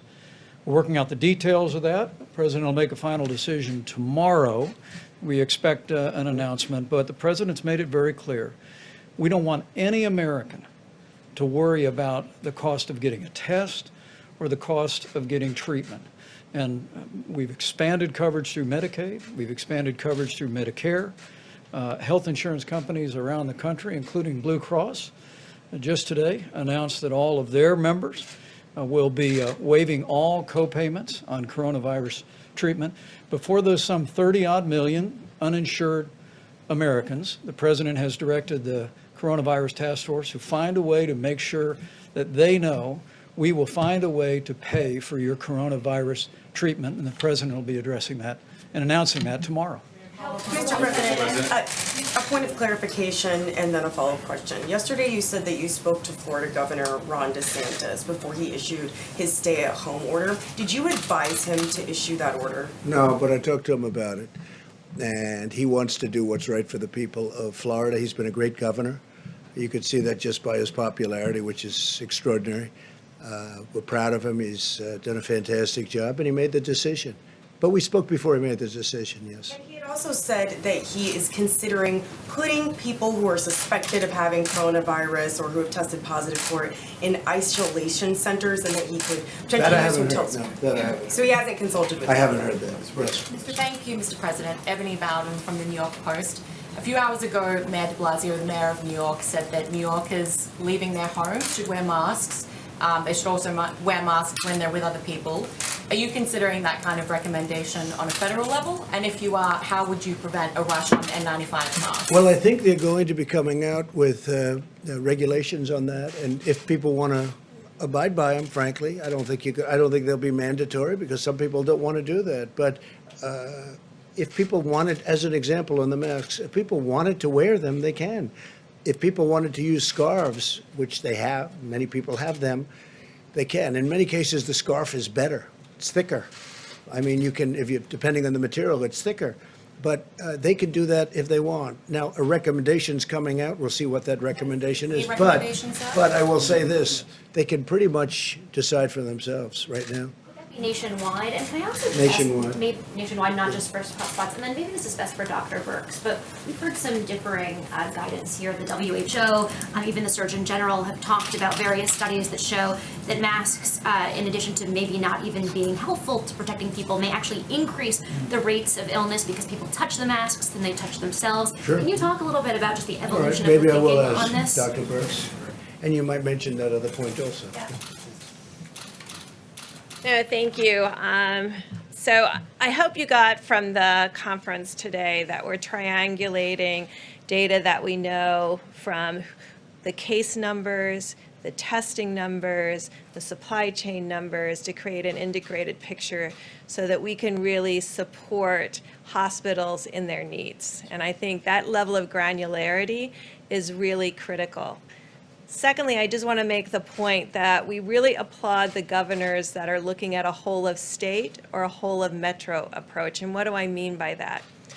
The United States, going into this, had about 160,000 ventilators across the United States and another 60 to 70,000 anesthesia machines. That's about 5 times what most of the European countries have. But it's a matter of distribution to need. And I really applaud the governors that are bringing together their public hospitals with their more private hospitals and their visibility across their state. Because what we tried to talk about yesterday is every state, every county is different. And that's why we're looking at it at that level of granularity. And as we move through this epidemic, the needs need to be very tailored to those counties and, frankly, those hospitals. I mean, there's a reason why the president and Mr. Kushner have been very much involved in finding out what the public hospitals need. Why is that? Because the public hospitals sometimes have the weakest supply chain because they're often sometimes not as attractive to private sector distributors, or they may be too busy caring for the needs of patients to be really on top of their order forms and their supply chains. So really listening to the community that's at the front of this fight and getting feedback from those specific communities, no matter where they are, and listening to the frontline healthcare workers, because it's their reality that is important to all of us, whether you're the mayor or the governor or the federal government. And if they're saying they need something, we have to work together to supply that. And so that's what you're seeing with this triangulation. Every county will move through this differently, and that allows us to move around these vital issues that protect the frontline healthcare workers and protect the patients through the ventilators to make sure that the supply chain is aligned with the need as it happens. Now, you have to have very good data in order to be willing to work in that level of granularity, and that's what we've been working on to really develop that level of granularity to ensure that. So I just wanted to say one other thing about testing, just to give you the bottom line data of what we're seeing. We appreciate the groups who are reporting. Not everyone is reporting yet. And this is part of us trying to understand at a very granular level. We do have 2 states that do have 35% positives, and that's New York and New Jersey. So that confirms very clearly that that's a very clear and important hot zone. Louisiana, though, has 26% of their tests are positive. Michigan, Connecticut, Indiana, Georgia, Illinois, so that should tell you where the next hotspots are coming, are at 15% test positive, and then Colorado, DC, Rhode Island, and Massachusetts are at 13%. There's a significant number of states still under 10%, every one that I didn't discuss. California and Washington remain steady at an 8% rate. So what we're seeing finally is testing improving, more testing being done, still a high level of negatives in states without hotspots, allowing them to do more of this surveillance and containment. And then prioritizing this new rapid test kit to those areas that may not have the same amount of access to the Indian health services and to the public health institutions and the public health and state labs, so that they can use that and start forward leaning into surveillance. Now, we know that our people waiting for tests, and they're waiting for tests because when these areas became when they got onto the logarithmic curve, we prioritized people whose decisions, where the test decision would make it critical for their care. And so we prioritized hospitals, and we prioritized nurses and doctors and frontline workers. So that means if you went through a drive-through or you went through your doctor, you could have that delay. So the masks. So what I tried to give you is how we're using data in a very granular way. And so there's experiential data when you look at communities that have oftentimes utilized masks in general for personal protection from when they particularly are themselves sick and have used their mask in public. And we've looked at the rate of this COVID-19 in those populations. And then we're looking at the scientific evidence to bring those two pieces together. Let me just say one thing though. The most important thing is the social distancing and washing your hands. And we don't want people to get an artificial sense of protection because they're behind a mask. Because if they're touching things, remember your eyes are not in the mask. So if you're touching things and then touching your eyes, you're exposing yourself in the same way. So we don't want people to feel like, oh, I'm wearing a mask, I'm protected and I'm protecting others. You may be protecting others, but don't get a false sense of security that that mask is protecting you exclusively from getting infected, because there are other ways that you can get infected because of the number of asymptomatic and mild cases that are out there.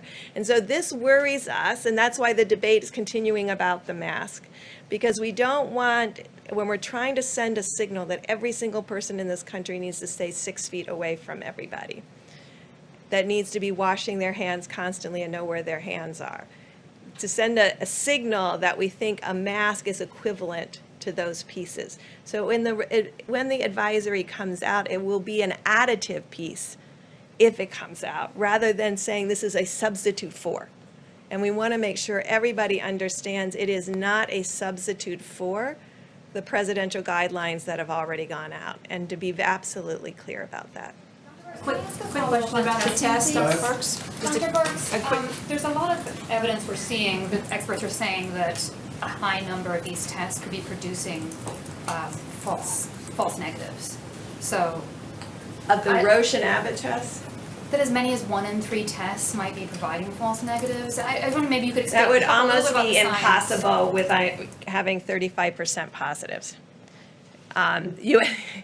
If that was true, you would have 100% positive or 66% positive. So what I can tell you is the number of positive tests is tracking very closely with the number of cases diagnosed. So I will look into that. I look at the Roche and Abbott numbers every night. They're trending exactly in the same way. And that's important when you're validating data, to really validate, does this same site, in other words, I'm looking between testing sites to see, are there consistencies? Is there an anomaly? To make sure for what you just very specifically asked. So I will go back and look at it more carefully. I haven't seen that kind of anomaly. This same platform is being used across the country, and that's a range from what I reported, 3% positivity up to 35% positivity. And that range reflects also what we're seeing with the hot spots and the number of cases. And frankly, I mean, we hate to talk about it, but it also tracks with the hospitalizations independent of diagnosis and the mortality that we're seeing. So all of those pieces validate together. That people might be getting a false sense of security, or that we might not be seeing all of the data here on who has it. Well, I'm telling you, I'm still missing 50% of the data from reporting. I have 660 tests reported in. We've done 1.3 million. So there is, and it could be those sites. So we do need to see the bill said you need to report. We're still not receiving 100% of the tests. Dr. Burks, with regard to the test, the president's sample collection took 1 minute. Results were reported back in 15 minutes. I realize you're the president of the United States, but when will everyone get to take a test that works that quickly and you get results that quickly? So these are new tests, and we have prioritized the groups that we think have the least access to testing now. And who do we mean by that? We mean the Indian Health Service. They're often in remote areas. rural areas, the governors of the northwestern states that may not have the advantage of these high throughput machines that are often across the East Coast and in high metro areas, Colorado, and then across the West Coast. So we've prioritized the presidential 15-minute test to the Indian Health Services and public health labs so that they can support nursing home testing and other areas where we think surveillance is absolutely key. So at this moment, they're prioritized in that way.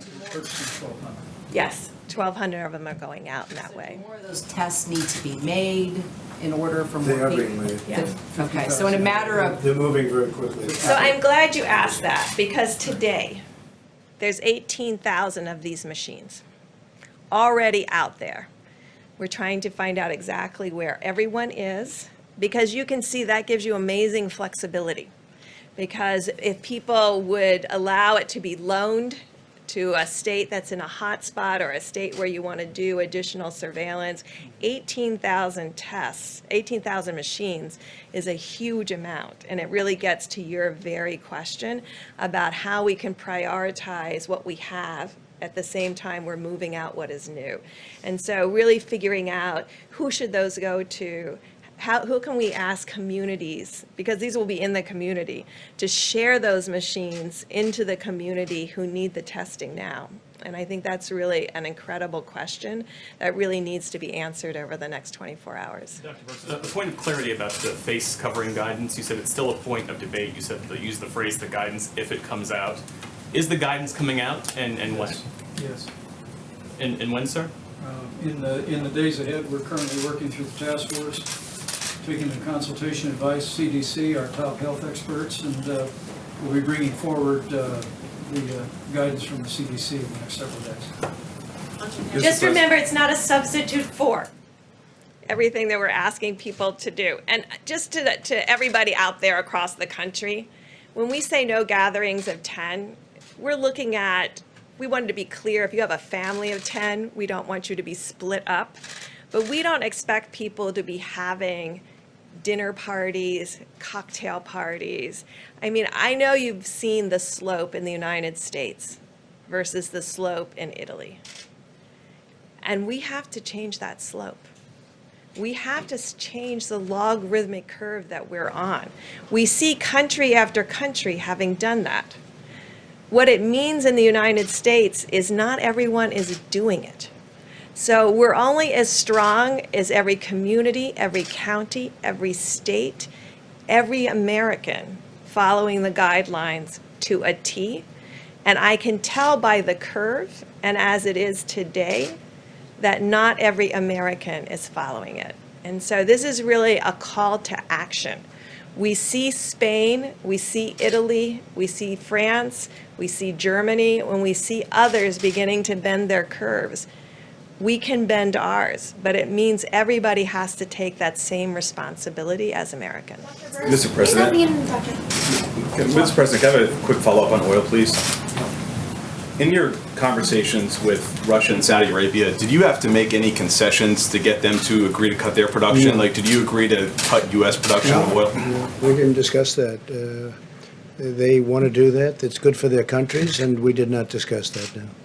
NBC News has learned that the Navy is set to fire the captain of the USS Theodore Roosevelt after he raised red flags about the COVID-19 outbreak on his ship. It appears as if he's being punished for trying to save the lives of the sailors in his command. No, I don't What's think your so at assessment? all, but we're going to wait a little while because I understand there's a news conference by the Secretary of Defense about that. But no, I don't agree with that at all.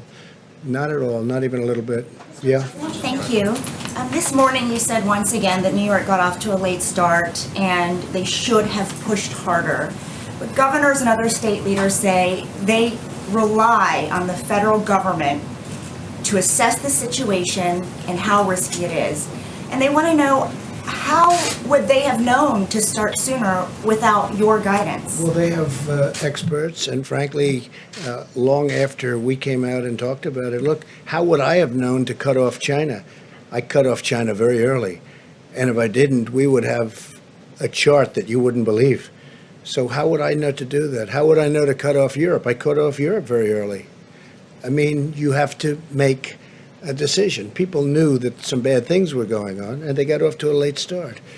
And some others got off to a late start also.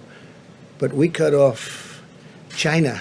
If we didn't cut off China, we would have been in some big trouble. And we cut it off. And you know what? We cut it off way early. Go ahead. Mr. President, to follow up on the insurance point in a separate question that came in from a colleague who can't be in the room. On the insurance point, is there going... Who are you with? Roll call. Is there going to be an opportunity for insurance companies, if in fact hospitals are compensated for uncompensated care, are the insurance companies going to also get compensated for extraordinary expenses that they may have, or are they assuming that cost? So we haven't discussed it, but we're talking to them. Getting them not to pay copays in the case of the big ones was a tremendous thing. That's a lot of money they gave up. But we're discussing that with the insurance companies. We'll let you know. It'll be pretty quickly. Yeah, go ahead. I have a question on Japan, sir. They are expanding their entry ban to include the United States. Are you planning to take any similar action to ban Japanese nationals from coming to the U.S. as a result of this crisis? Well,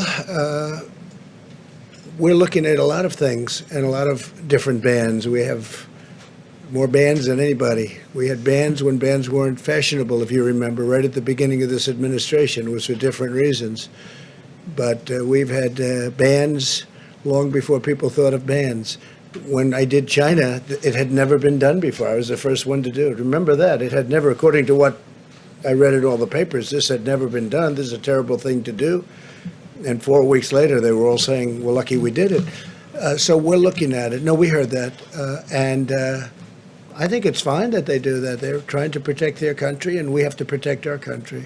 Yeah, please. Mr. President, I asked you yesterday about stay-at-home orders and if that, decision should be left in the hands of governors, or if you're considering telling the entire nation stay at home. So just today, Georgia's governor finally issued a stay-at-home order saying that individuals could have been infecting people before they ever felt bad, but we didn't know that until the last 24 hours.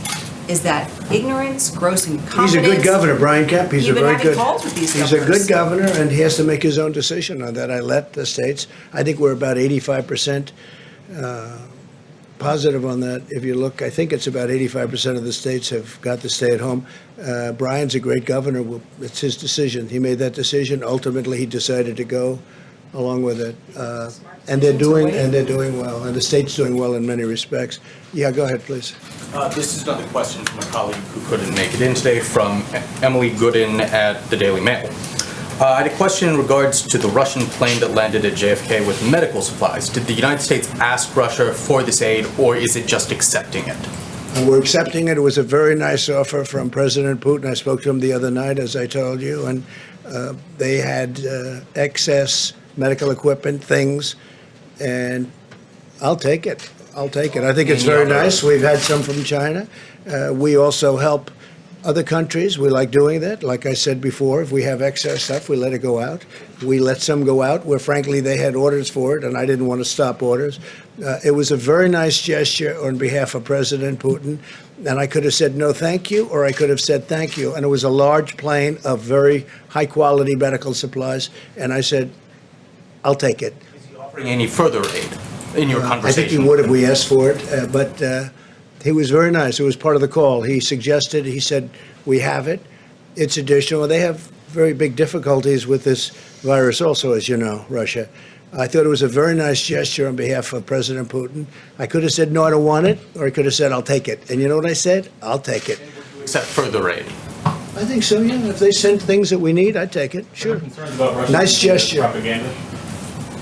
I'm not concerned about Russian propaganda, not even a little bit. He offered a lot of medical, high-quality stuff that I accepted, and that may save a lot of lives. I'll take it every day. Please, in the back. You said that in January you tweeted that you stand with the people of Iran since the beginning of your presidency, and you'll continue to stand with the people of Iran, given the fact they're so hard hit with coronavirus. Oh, they're very hard hit. But they're would very you hard consider hit. In a lot of ways, they're hard hit. They're hit with their economy, with their military, and with obviously the virus. They're very hard hit. Would you consider easing sanctions to allow medical supplies to get in? Well, they haven't even asked us to do that. But we know that sanctions hit the people, not the government. You know what? They haven't even asked us to do that. If they want to meet, would love to meet and would love to settle the whole thing out, but I doubt they'll be. So realistically, how does a person in Tehran pick up the phone and call you? I think they love America. I think the Iranians love America. I think they'd love to be free. I think they'd love to have just some of the things that we have. You know, I remember Iran many years ago. Friends of mine were always in Iran. They were doing real estate deals in Iran. They were building beautiful buildings all over Iran, apartment houses. They were very successful. And then one day that came to an end. But you know what? The people of Iran, they remember that. It was a long time ago, but not so long ago. And they remember it. And I'll tell you, they love America. They love what we stand for.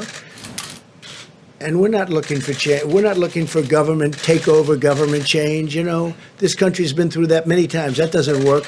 People, would you encourage other countries who are maybe concerned about No, but what I running did, afoul what I of did is, you know, I sanctions put it out very publicly with respect to Iran. I said, if they need help with respect to the virus, we'd love to send. We have the greatest medical professionals in the world. We'd love to send countries them are you over. encouraging, perhaps, to lend their support? Because there are many countries that feel... I'm not encouraging or discouraging. They've been a very hostile country. They made a deal that President Obama should have never made. It was a short-term deal, giving them $150 billion, giving them $1.8 billion in cash. Green, Your fill up this room 5 administration, times. do you have a moral responsibility? No, he's even asking about it. I have a moral responsibility to help them if they ask. If they needed help, I would certainly consider The different United things. Nations says they need help. Well, that's up to the United Nations. I'm talking about us. And what happens is if they wanted help, because they have a very big case of virus, a very, very big case, one of the worst on earth, if you believe what you're reading, and I happen to believe what I see and what I know. And if they wanted help, we'd give them help. Yeah, you had one in the back, please? Mr. President, and a question for Jared too. You talk about a granular approach to receiving data from these different states and regions to try and figure out what they need. The President, you just enacted the DPA on ventilators and masks. Are there any signals from across the country that might indicate there are other things besides masks and ventilators that are slowly kind of rising in terms of need, like hand sanitizer, for instance? Sure. So the first issue that we've been dealing with was really the ventilators. That was the number 1, number 2, and number 3 from all the states. What we've been finding is that people have a lot of these requests based on the models. And what we've been trying to do over at FEMA is say to the states, well, if you would like ventilators, we need to see, first look in your states, right? So for example, in northern Jersey, they're going down to southern Jersey and they're finding ventilators and trying to relocate them to where they have their hotspots. The second thing that we've done is we've asked them to survey for alternative ventilators. Dr. Berg spoke before about the anesthesia machines and the ability to convert them to be ventilators. So we're asking people to be resourceful inside their states before they come to the federal government. The third thing we've been asking states to do is to provide what their daily utilization rates are. So everyone's asking for everything. One congressman got a call from his local hospital saying, I need 250 ventilators. And he said, well, you don't have a COVID patient within 4 counties. Why do you want 250 ventilators? And he says, well, we just want to be safe. We're very nervous right now. So what you have all over the country is a lot of people are asking for things that they don't necessarily need at the moment.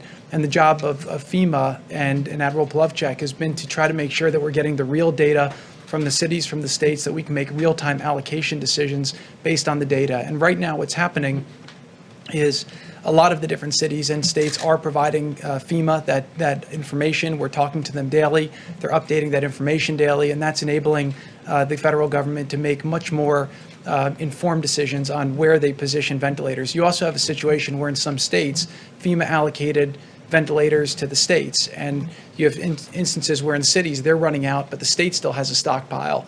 And the notion of the federal stockpile was it's supposed to be our stockpile. It's not supposed to be state stockpiles that they then use. So we're encouraging the states to make sure that they're assessing the needs, they're getting the data from their local local situations, and then trying to fill it with the supplies that we've given them. The same thing with the mask. So the N95 mask is actually an item that wasn't used as frequently in the medical profession before this. It was used mostly for diseases. So speaking to a lot of the doctors and hospital administrators, they would say they used actually a very low percentage of the N95 masks. What the president and the vice president were able to do with Congress was to get the waiver so that you could expand the pool, because a lot of the masks were used for the construction industry. So now there's a much bigger pool of masks in the country. There was a stockpile. They distributed that based on where they anticipated a lot of the need would go, but a lot of that still is stuck with the states, and it hasn't trickled down to the right places within the state. So I would just encourage you, when you have governors saying that the federal government hasn't given them what they need, I would just urge you to ask them, well, have you looked within your state to make sure that you haven't been able to find the resources?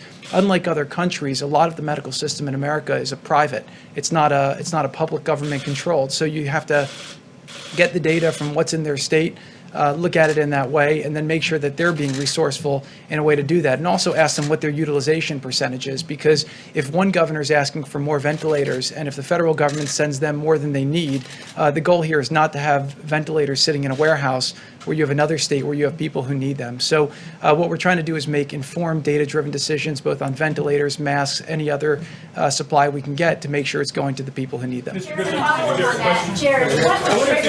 wonder if you could weigh in on the reports of which I'm sure you're aware, where unnamed White House officials have described your role as being something of running a shadow task force. How do you describe your role? How do you describe the qualifications you bring to your role? Yeah, I would just say very simply, look, the president asked the vice president to run the task force. The vice president asked me to assist. I've been serving really at the direction of the vice president. He's asked me to get involved in different projects. The vice president and I speak probably sometimes 5-10 times a day, but everything that I'm doing is at the direction of the vice president. If some people are talking to you, that means they're probably not informed as to what's going on, but I can assure you that I'm speaking with Dr. Birx, Dr. Fauci, the vice president, and the president multiple times a day to make sure that I'm accomplishing and focusing on the objectives that the vice president deems a priority. Jared, a follow-up on the Or ventilators they and don't the national exist. Or these stockpile. sources don't exist. They're fake sources. Okay. A lot of fake sources out there, they don't exist. I read about it for a long time. I've been reading.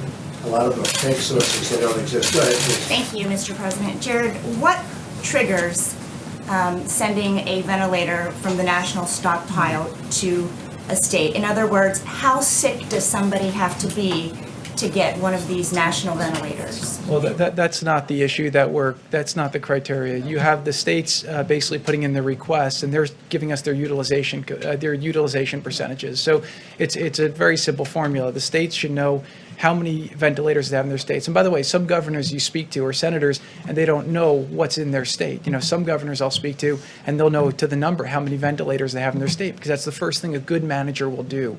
What a lot of the voters are seeing now is that when you elect somebody to be a mayor or a governor or a president, you're trying to think about who will be a competent manager during the time of crisis. This is a time of crisis, and you're seeing certain people are better managers than others. So what I would say is that the way that the federal government's trying to allocate it is they're trying to make sure, A, you have your data, right? Don't ask us for things when you don't know what you have in your own state. Just because you're scared, you ask your medical professionals, and they don't know. You have to take inventory of what you have in your own state, and then you have to be able to show that there's a real need. And so we pre-positioned a lot of things because most governors off the bat didn't know what they needed. But FEMA has a joint command with Admiral Polovchek, Admiral Giroir, and Pete Gaynor, where every couple hours when their requests come in, they evaluate the request, they all vote on the requests, and then if there's something that they want to elevate to the task force, they bring it to the vice president to make a recommendation. Chair, if I may, you might ask Deborah we're literally tracking hospitalization cases on a daily basis, interacting with governors and health systems, and that informs our supply chain decisions. Yeah, I want to thank the health commissioners and all of them that have been sending hospital data in. I think it's really critical and important to all of us. New York City has been providing information, New Jersey, Connecticut, Rhode Island, and certainly Louisiana in these hotspots. And that allows us, we can see where they are with the rising number of cases, where they are in their curve, what can be predicted, and really ensuring that people get what they need as they need it. And so I think many of the governors now and the health commissioners have been, I had to use 20, I'm intubating 20 people a day now. I have enough for the next 3 days. If that doubles, we're seeing our hospitalization rates stabilizing, but we still think there will be this many more in the next days. That's the information that they then translate into providing the ventilators. So when you see the ventilator numbers going out, they're going out in 150s and 200s, because I think early on we sent a big bolus out, and then not all of them, even today, have been fully utilized. And so we want to make sure every state and every hotspot can be reassured that ventilators are there for them as they move through the curve. And I think to date, we've been able to do that. And I think that's what's important to me, is that people have what they need when they need it. And to date, people who have needed ventilators have been able to get on ventilators. And I think that's our goal with governors and with the mayors, to make sure that that continues to happen. But that means all of us have to work together. And I think that's what's been really important over the last few weeks, is people are not making generic requests anymore. They're making data-driven requests because they know precisely what's happening in their hospitals. Dr. Burks, when you were up here a little bit ago, you talked about the curve and what you're seeing, and you're concerned that people are not abiding by the social distancing guidelines. And you seemed in your voice to be quite concerned about that. Has the curve changed enough at this point where that 100,000 to 240,000 people likely to die, has that shifted upwards at all? No, it's just when I look at so we're in week 2.2 in our guidelines. And I guess what I expected when the president put out guidelines that said, don't go to bars, don't be in groups more than 10 people. When we said that now over 16 days ago, that was serious. And then you could see what happened subsequently. And you can see the number of individuals who have been infected since then. Because the people we're seeing infected today and in hospitals today were infected after the guidelines went out. So that's what we're worried about. And we're worried about that we're still in this, and that's why the president extended it for 30 days. But we have to get out of this. We have to start seeing this. But Deborah, aren't you referring to just a few states? Because many of those states are dead flat. Yes. I mean, so Yes, it's there hard are to get- states it's hard that to are be- dead yeah. flat, but you know, what changes the curve is a new Detroit, a new Chicago, a new New Orleans, a new Colorado. Those change the curves because it all of a sudden spikes with the number of new cases, because you have a certain projection of new cases and then a whole nother city comes on top where they're in their logarithmic phase. So those ones that I talked about that had test results greater than 13% positive, all of those states or all of those counties are in logarithmic phase. That means there are a lot of counties that aren't. And we're excited about those counties that have been testing and still finding quite flat. And hopefully maybe Sunday or so, or sometime this weekend, we can go through all the states and the curves again, so you can see where, the California and Washington are still steady. But we're watching very carefully because we see that you can go from this to this very quickly. And this should not be happening any longer in new places if people are doing the social distancing, washing their hands, not getting together in large groups more than 10. But again, so I look at the graphs all the time. Yes. And you have many Yes. flatliners. I call them flatliners. I'm amazed at them. And you have a couple that are up. It's hard to blame the flatliners for not doing a good job. No, I don't want to say that. No, don't. No. Thank you, sir. I don't want, in fact, I want to praise the states that, and I think I want to be able to call them out and show you their graphs so you can see they've had steady small cases. They're testing and they're doing a lot of testing, and their percent of test positives are under 5%. I mean, we have a whole group of states who are testing and their positivity rate is under 5%. We know what it looks like on the logarithmic curve. You're in the 13%, then 15%, then 26%, and then 35%. That's what we're trying to prevent. And it's the metro areas that are absolutely crucial in this. And so if you're in a metro area or you're in a small city, please make sure all of your friends and family are following the guidelines. That's the best thing we can do. Because I saw those pens going 5 minutes ago, they were thrilled. And the fact is, yes, we compare them to Italy, one place. But we have many places that are really doing great, and I think that's what Deborah meant. She didn't mean all of them, so when you write your story tomorrow, maybe you'll write it correctly. She was talking about one state, and another state is, you know, having a hard time. And they're closely associated. And by the way, the people are doing a very good job, including the people that live there. But when Deborah was talking about Italy, she was talking about the one, and then the other was lower. And then you have mostly states that have been unbelievable. So she wasn't talking about the average of everything. She was talking about an individual state, which is, I think, still better than Italy. Italy's having a hard time. By the way, Spain is having a hard time. France is having a hard time. But our states, generally speaking, it's like lots of different countries all over. We have many of those countries are doing a phenomenal job. They're really flat. And I think that's what you meant.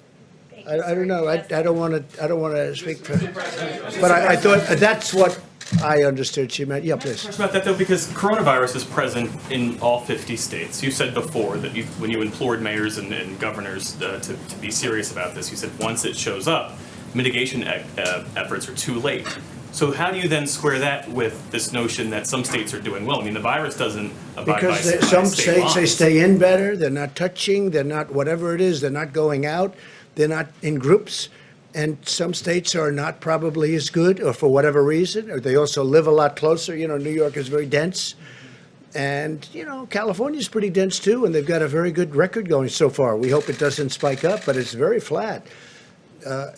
We have states that are doing incredibly well. I mean, when I looked at some of them, I looked at some states that I would have thought maybe wouldn't have done as well, and they're really flatlined. Hope they stay that way. I hope they stay that way. Say it, Jim. Sir, isn't that the point, that you want those states to stay flatlined? I want them, yeah, I mean, it that's what I'm seems like saying. you're- No.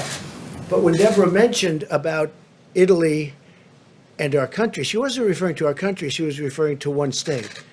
She's encouraging people to do a better job of following these social distancing measures. That's what I'm understanding. Okay, so my understanding, I'm going to let her say it, but I think that everybody would have to be thrilled with the way most states are doing. Thrilled. The flatline states that have almost no bump. I mean, I would think. Now, then you have others where, for whatever reason, they're higher. That's different. But you can't condemn people living in a flatliner with people living in something where there's the big bump or the bigger bump, or more akin to Italy, where they have some very unique problems. In all fairness to Italy, they have some very unique problems. But if you'd like to come up and... So how many flatline do we have, and A lot how of many them. do we have? How many? How many do we have? So why don't I bring you the whole deck again, and we'll divide out the states so you can see them, because you really have to see each state separately. That's why I started with, there are states where you've heard me talk about how concerned I was. These are states that before the guidelines went out or right after the guidelines went out. I mean, you can look at it, it's on the website if you go to the healthdata.org, about when governors made clarity about closing their states as far as the social distancing, the washing of the hands, the bars, the doing takeout. And you can line that up with the presidential guidelines. And not all states, when the presidential guidelines came out, immediately followed the presidential guidelines. Not all states did. There are states that also may have gotten many more seeds from outside communities. That certainly is one of the issues that New York and New Jersey, Connecticut, and Rhode Island are facing. The virus came in from multiple places into those states. It was undetected early on, and they have a very logarithmic curve. What I'm saying is even one of those curves in one county, in one city, is one curve too many.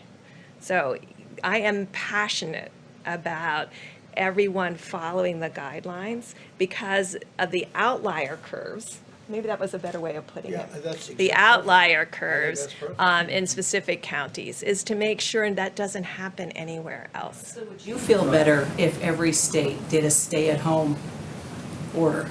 Well, Would you I feel think better? most of the states have done that. I think one death from this is one death too many. I mean, I come out of epidemics and pandemics. We know what to do. I know we don't have a vaccine, and I know we don't have a therapeutic, but we know what can be done, and others are doing it, and most of the people in the United States are doing it. It's our communities, it's every American that has to make these changes, and I know they're really hard. And I know it's hard to remember. I mean, I have to say to myself every day, because I'm around very important people, to like never touch anything. And I'm just like paranoid now about touching things. I'm sure you all are too. I mean, we've gotten to the place where we don't go to your places on Pebble Beach. We go to the one that's open aired because, I mean, you're trying to protect your reporters. I mean, I understand that. We're all trying to protect each other, and we all have to adapt to this new reality that we're in right now. And I believe everybody is trying really hard, and I'm just asking them to try really, really hard for these next 28 days because they will make a tremendous difference. We see that evidence. And so it's like having a vaccine or a therapeutic because we know what works, and we're asking everybody to apply what works. And I know it takes amazing attention to detail because, you know, the minute you forget or do something, you're like, oh my gosh, I should have never done that. And that's the level of attention it takes. Covering our faces could help us do So I that, just want to and say, the look, guidelines are many coming out. states have started low and slow, and then they stayed at a good level. Some really stayed at a great level. Some, Louisiana is an example, it was low and slow, and they were looking great. I was watching it because, you know, it's a kind of a place people go to with Mardi Gras, which sort of is an interesting point. Because after Mardi Gras, it was low, and then all of a sudden it went up very rapidly, and now it's one of our true hotspots, right? Certain areas of Michigan, Detroit, looked like it was doing pretty good, and then all of a sudden it went up. So you have that too. But I'll tell you what, we have states that have been really incredible in the fact that they have kept so low. They have not. You haven't seen the bump, and I hope you don't. I hope you don't. And you have a couple that for a lot of different reasons, and that's not to blame anybody, but they are at a higher level, but very few. I think, Deborah, I mean, I may say, I think most people have actually followed the presidential, you can call them whatever you want. I would never use the word dictates, because if I used that word, I would be in such trouble. In fact, you'll put me in trouble just that I even mentioned the thought of it, okay? But we make a recommendation, and I think they've done a good job. Maybe they started a little later, but maybe they're also more difficult states. But we've done, I think, on average, really phenomenally. As a country, I think we've done phenomenally. Because when you looked at that graph the other day, I don't know if you saw it, I assume you saw it, everybody in the world saw it, but you look at all those lines on the bottom, one color after another, all different, representing different states. It's all crowded at the bottom. And then you had two that were up, but you had, I don't know, almost every one of them was down low, very low. So there were a lot of people listening. And I just did want to clear, because I don't need headlines tomorrow, neither does the country. Because I don't want this country working so hard and then have press that is, in this case, maybe misinterpret something. Because I might have, when I heard it, I was surprised at first too, but I understood what Deborah meant. But I think it's very important, because I think it's very important for you to be accurate. One other thing, just a quick thing. So what I found is when governors call me, I mean, I think in every case they've always been so nice, so nice. And I've seen them and heard them say thank you very much. You have done a great job, a fantastic job in one case.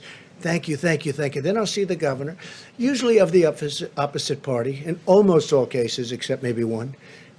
But in almost all cases, they're very generous, they're very nice, they thank me, everything's great, we're doing a great job. And then I'll see them on television and just like a different person. And I realize there are some people, because of politics, that if they say, we want 1,000 ventilators, and I'll say, no, Jim, I want to give you 5,000 ventilators. They'll say, thank you, you are the greatest president that's ever lived. And then I'll see them quoted in a paper or see them on a show, and they'll say, the president didn't come through for me. I'm very disappointed in the president. And we have a lot of that. They're very happy when they talk to me, then I see them.